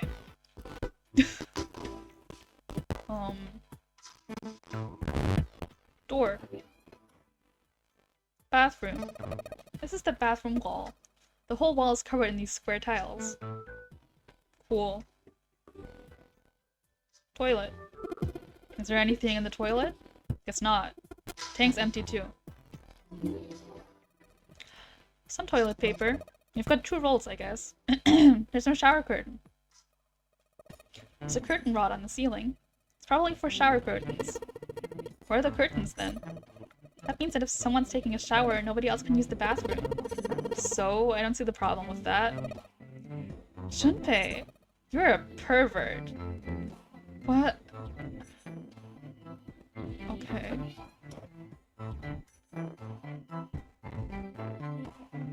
Wait, there's something... Oh, well. Hey, check this out. This is a pretty nice sofa. I know. It's a shame I can't take it back with me. That's a thing. Oh. Boo. A round wooden table. Wow, this is very nice wood. So, big deal. There's something on top of it. Yeah, it's a candle. A candle with a candlestick. This might come in handy. Oh, I can combine. I can put it on fire. I know. If I use these matches to light the candle. I have a lit candle! Hell yeah. Well, this is a display case. Check it out. These plates and shit look really expensive. Use like waka waka! Oh, waka waka! You wanna take a look? Come on, you stupid thing, open! It's locked? Yeah, it looks that way. And we need to find the key to that opens it. I have a key. Wait. Damn. Guess this is the wrong key. Well, that means there's gotta be another one somewhere around here. Otherwise we aren't gonna be able to open this thing. Junpei, I don't mean to pry, but you lit that candle so we could check that room over there, right? Oh, we couldn't check that room over there? I mean, it is dark, you know. Yeah, so? Well, you need to take it with you then, otherwise there's not really much point to lighting it. Oh. Awesome, with light from the candle, maybe we can take a look around, over there. But it gets so hot when I hold it. I want to put it down. Well, why don't you set it on top of the dresser? It's flat there, at least it won't fall over. Oh yeah, good idea. Wow. Hey, it got pretty bright. Now we can look around a little. Dresser drawer. It's locked. Oh! My key! My key! Let's see if this... Yes! Yes, it worked! Well... Oh. Oh. Okay, I see. I understand. Well, this is dark. Bottle full of water. I don't think we're gonna need this for anything. Picture.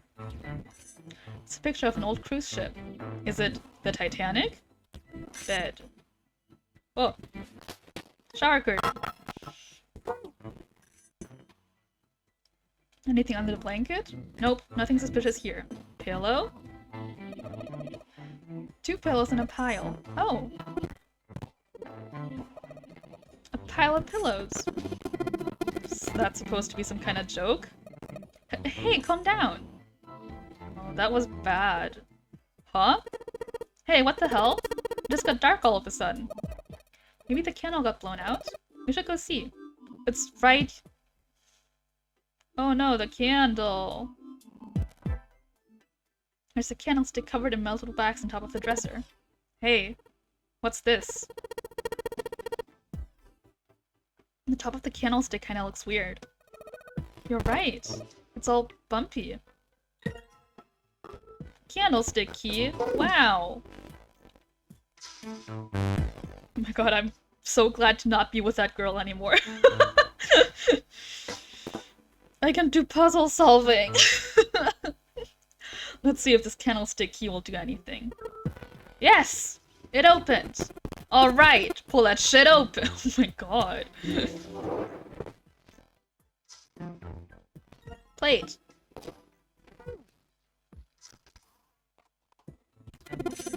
Hey, Junpei, you got a minute? Stop! Sand had shown out of nowhere and gave Junpei no small start. Here, take this. Santa pulled something out of his pocket. It looked like a bookmark. Had a 4-leaf clover in it. What is this? Found it in between some of the cushions on the sofa. Pretty sure it ain't gonna be any help to us, but I figured we might as well hang on to it anyway. Then why don't you hold on to it? Santa gave him a wry smile. You know what I hate most in the world? I got 4 things. Hope, faith, love, and luck. Oh my god, calm down, edgelord. Jesus Christ! Hope, faith, love, and luck. Damn straight.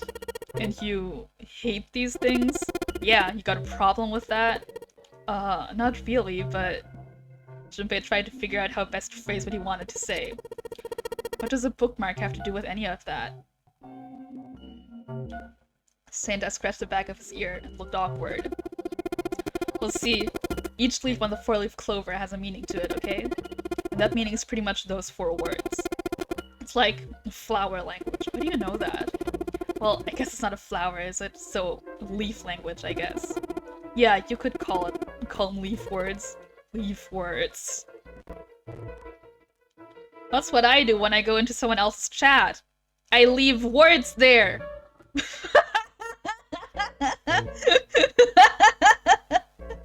Junpei looked at the bookmark. Hope, faith, love, and luck. So, yeah, I want you to take it, okay? Just touching it gives me the creeps. Take the damn thing, alright? Santa pretended to shiver with disgust and shoved the bookmark into Junpei's confused hands. Junpei... I'll take it. Wow! What do you mean, wow? Wasn't my joke great? After all, why shouldn't he? Alright, sure, I'll take it.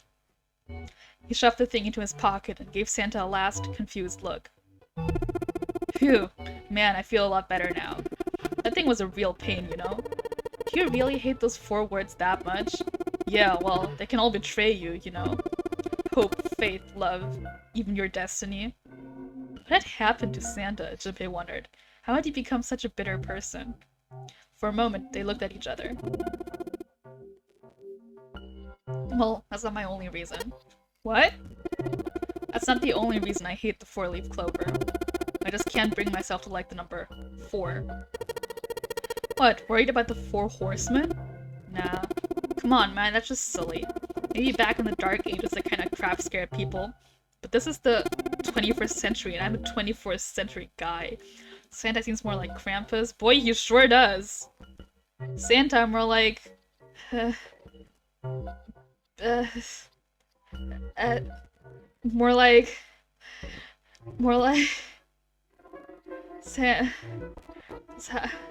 Santa, more like... Santa, more like...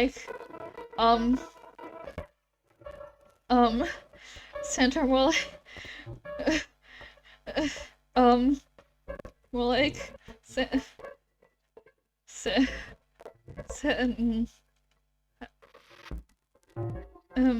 I can't think of anything.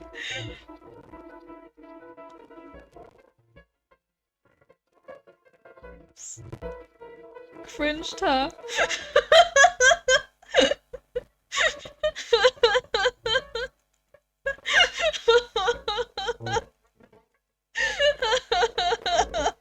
Oh, I'm so ashamed. I thought something would come to me.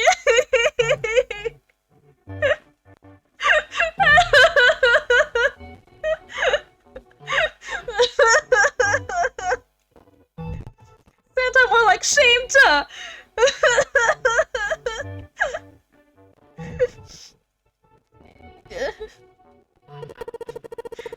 Then why do you hate Force so much? Don't cry. No, it's too late, I'm already crying! I'm so ashamed! Cause it's a half-ass number. Not the best or the worst. That's- what the fuck does that mean? What? 9 is a way better number. So what if it's last place, right? What? At least it's not some lame-ass middle number. Santa's explanation made no sense. Junpei was even more confused than before. You play? Play? You mean like gambling? Yeah, of course. What else would I mean? In Baccarat, the best possible hand total's 9. They call it Le Grand. The lowest, most worthless cards, the zeros, they call Monkey. Just like the guy in charge of this game, huh? Zero's a monkey. Santa blinked, utterly stunned. Then he began to laugh. He sure is laughing. Ha! Oh man, you're totally right. The guy who trapped us in here sure is one hell of a monkey. That was when Lotus spoke up. You know, if you think about it, the ordinary game is really a lot like Baccarat. Apparently, she's been listening. Of course, it doesn't use any of that stupid digital root junk. You just drop the tens digit and that's it. Still, it does have the same idea of your final number needing to be a single digit. Oh, yeah. I guess you got a point. And in both games, whoever has 9 wins. The person who makes 9 wins? Did you forget already? Don't you remember what Zero said? The exit is hidden, but it is there. Seek the exit. Seek the door that carries a 9. So if you want to get off this boat, you have to make a team whose numbers have the digital root of 9. And only the people in that team are going to make it out alive. Of course! That's why it's called the Nonary game. What? Huh? You don't know? Nonary means something derived from 9, or base 9. Oh god. It's derived from the Latin prefix nona, which means 9. God. While we're at it, the prefix for 1 is uni. You know, like the unicorn, the horse with 1 horn. Oh my god. What does this have to do with anything? 2 is bi, like binary, or bisexual, like me. Binary means composed of 2 parts. 3 is tri, I'm sure you've heard that one plenty. Like trio, triple, and triangle. You get the idea. After that you have quart, quinty, sext, oh, sext, septum, and so on. And of course, the prefix for 8 is octo, like octopus. What does this have to do with anything? It's called that because it has 8 legs, arms. Get it? I see. So then nona means 9. Yeah! Pride. Lotus nodded. So how many of us are trapped on this ship? That would be 9. 8 rather, but yeah. What are the bracelet numbers we have? They go from 1 to 9. And our time limit? How many hours did we have? Zero said 9 hours. And finally, to get out of the ship, we need to find the door with a 9 that's hidden somewhere in the ship. By making a team with a digital root of 9. Lotus nodded again. And there you have it. The number 9 is everywhere in this game. Is this the first time you've noticed? It's got a real theme of 9s for this whole thing. No wonder it's called the Nonary game. Somewhere far away, Junpei heard the creak of stressed metal. It sounded almost like Zero laughing at them. Or the sad, desperate scream of a pig headed to the slaughterhouse. Well, those are 2 very different things, so I don't know. Is there anything else in this cabinet? That vase looks pretty expensive. There are some pieces of expensive-looking ceramic and porcelain in here. Okay, probably not. Sorry, I need to wiggle the mouse a bit so I can click on things without it going out of the tab. Well, Hey, Junpei, that tile you've got. You think maybe you're supposed to put it in one of these empty spaces?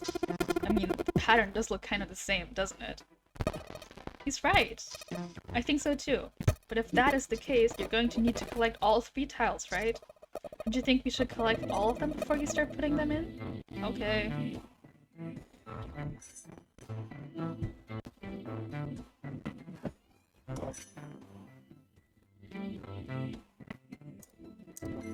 Curtain. There's a curtain rod running along the ceiling. Let's put that shower curtain on those hooks. There's something in there! Let's try spreading the curtains. That's a hole! Wow, that's a pretty obvious peephole. Somebody's really dedicated. Well, with a hole this big, you gotta wonder if maybe they wanted to be caught. So you're saying maybe the one getting spied on was into that shit? Oh my god. Maybe they were into, like, those home invasion fantasies. Oh my god. Home invasion? Interesting. I see. You two are real idiots, you know that? What the fuck? Let's start spreading the curtains. Haha! There's a hole in the curtain. If I look at it from a ways back, you can see a single tile. Alright, from here you can see what tile it is. Looks like it's... fifth from the top and 3rd from the right. Might as well put it back. Alright, looking through this hole, I can see a white tile, fifth from the top and third from the right. Let's have a closer look, shall we? Nothing strange here. Nope, the thing's not budging. Well then that means... Ah, I see. I understand. Yes, I'm leaving. I'm not reading this.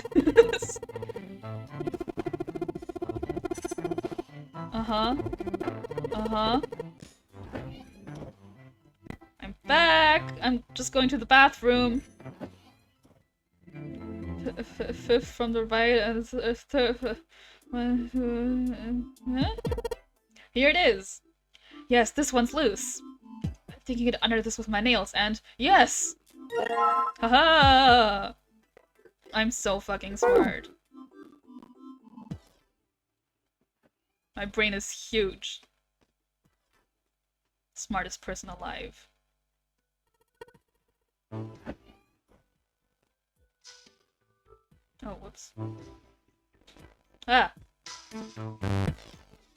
There's a tile in the frame, so I guess I'm supposed to put tiles in the empty spaces. Alright, I'm gonna give it a shot. Ugh. Ugh. Ugh.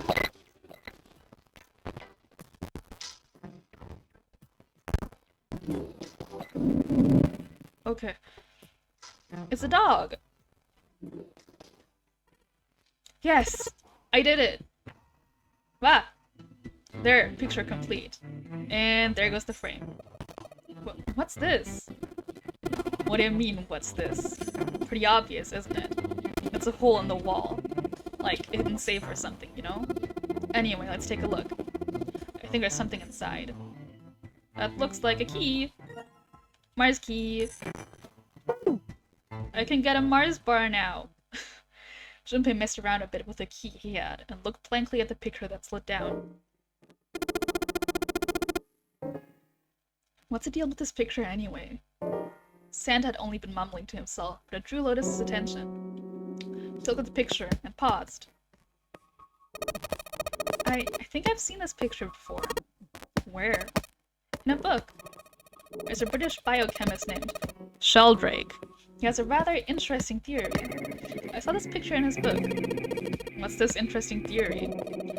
Morphogenetic field, which relies on the theory of morphic resonance. Man, I can't deal with this. Just listening to you talk about it is giving me a headache.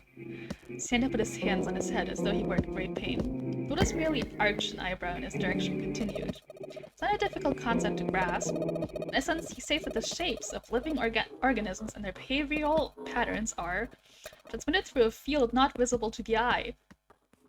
I didn't get any of that. What part of that isn't difficult exactly? Lotus did not look pleased. Alright, how about this? Theory of the telepathic mechanism. Oh, okay. Telepathy?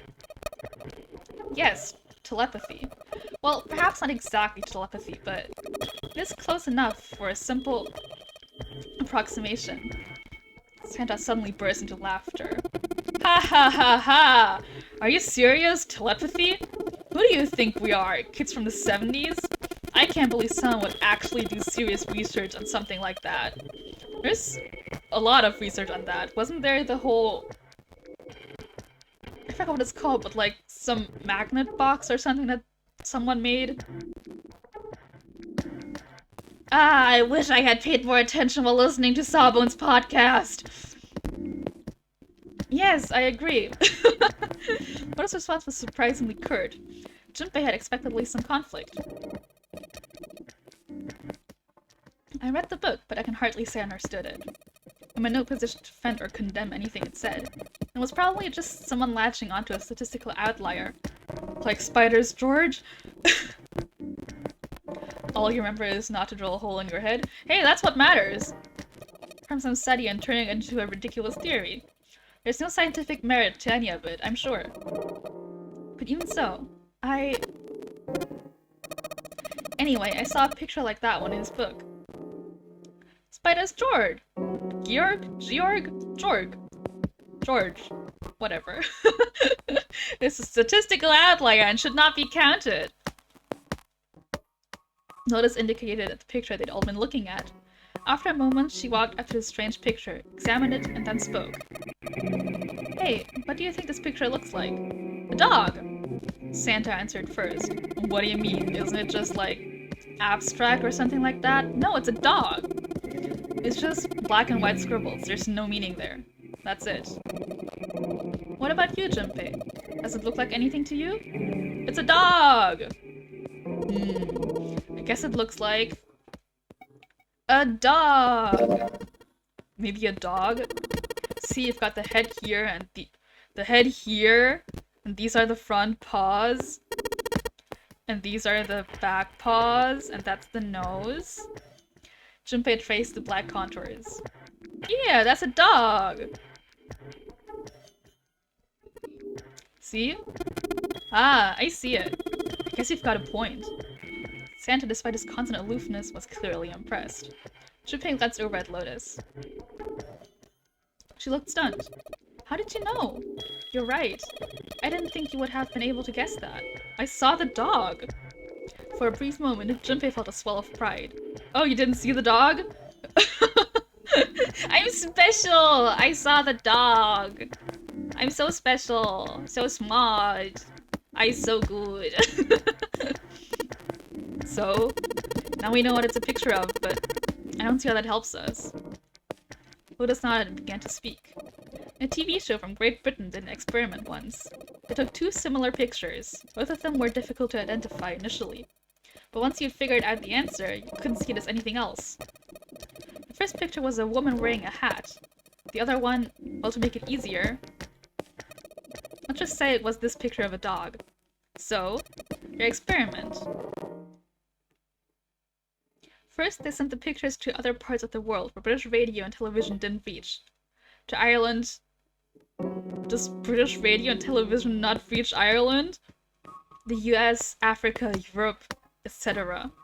Then in each country they gathered a number of test subjects. All in all, there were roughly 1,000 people. Those 1,000 people were shown the two pictures and asked, what does this picture look like to you? The results in and of themselves were not terribly interesting. 9.2% of the people saw the lady in the lady picture. I didn't see her. 3.9% saw the dog in the dog picture. Then, 2 days later, they broadcast a new show. During the 30-minute show, they broadcast a dog picture and its solution. The audience was estimated to be 200,000 people. After the broadcast, it could be assumed that the number of people who knew the solution to the dog picture now totaled over 200,000 people. After another 2 days had passed, they gathered a number of research subjects from areas where British TV and radio did not exist, like Ireland. This time, they were only able to find a sample of roughly 850 people. Naturally, none of them were people who had participated in the first test. They were, however, given the same test and the same two pictures. The results were shocking. 10% of the people saw the lady in the lady picture. The previous test had yielded a 9.2% success rate. The change was not statistically significant. The dog picture, however, produced a very different result. The percentage of people able to successfully find the dog grew from 3.9 to 6.8. Why not 6.9? Come on. A very significant increase. So, do you understand? Do you realize the significance of this experiment? There was no way the second group could have seen the picture. They lived far away from Britain and couldn't have seen the picture.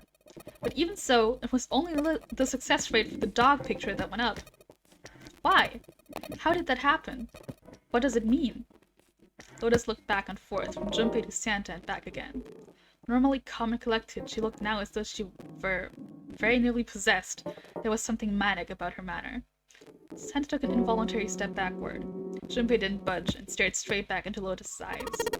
Does this have something to do with that field or whatever it was that you were talking about earlier? You feel like less than 10,000 is a small sample size or something like that? It really is! I wasn't gonna comment on it, but it's, not that many people. Especially when considered that the first experiment had 1,000 people and the second had 150. Not good science. Is this peer-reviewed? field not visible to the eye. So if more people know the answer, that information will pass through the field. Psych! Her manner suddenly shifted. Lotus smiled broadly at Junpei and Santa. She waved her hand dismissively, doing her best to laugh the whole confrontation off. Oh, I was just kidding. You really shouldn't take me seriously. Well, I mean, the things I just told you about are true. They really did happen, but the results of that experiment really aren't anything to go by. They could have easily falsified them, or they could have just, you know, it wasn't a very big sample size. They could have, you know, just had a coincidence. I don't think this is peer-reviewed. In the end, I'm sure they were just in it for the ratings. They are a TV station after all. At last, it seemed that Santa had gained control of his composure. Right. Man, I gotta admit, you had me there for a minute. I, really thought you were serious. Of course not! Like I told you before, I'm sure it's all just pseudoscience. Oh, okay, right. Ha ha ha ha ha ha ha ha ha ha. Santa and Lotus laughed, and gave one another jovial claps on the shoulder. Junpei, however, didn't feel so much like laughing.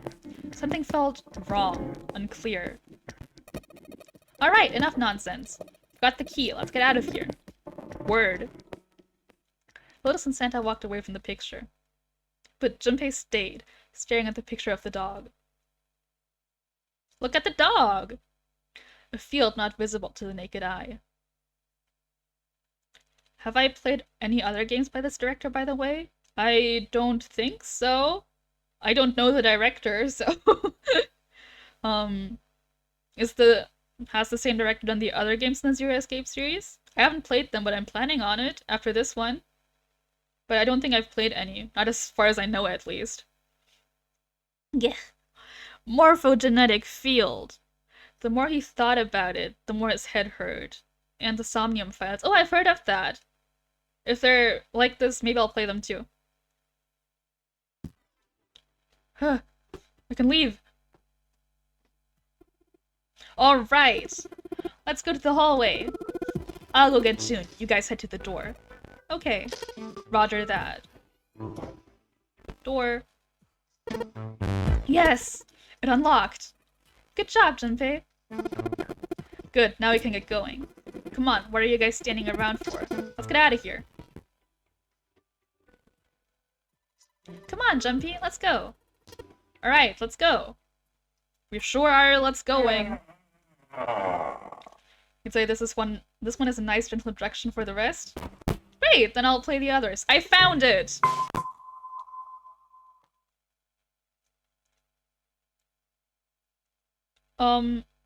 Actually, I'm not gonna read that. I'm gonna go over here. Ugh. Every time I switch back, I mess up the audio capture. Every single time! I'm gonna get it one day. One day I'm gonna get it. But yeah, I'm gonna call the stream here. Thank you everybody for watching. I hope you enjoyed Yuzu's story time, because that's like what pretty much all the stream was. I'm gonna have to stock up on throat candy and stuff. I'll be streaming again on Saturday, I think, 6 p.m. Eastern. More 999, and hopefully there will be more puzzles. Yeah, thank you so much for following. Everybody who followed, thank you, Pat, for the shout out. I did see it. I appreciate it so much. And I'm gonna have to work on emotes. I'm excited. Yeah, I'll see you guys around. Bye bye!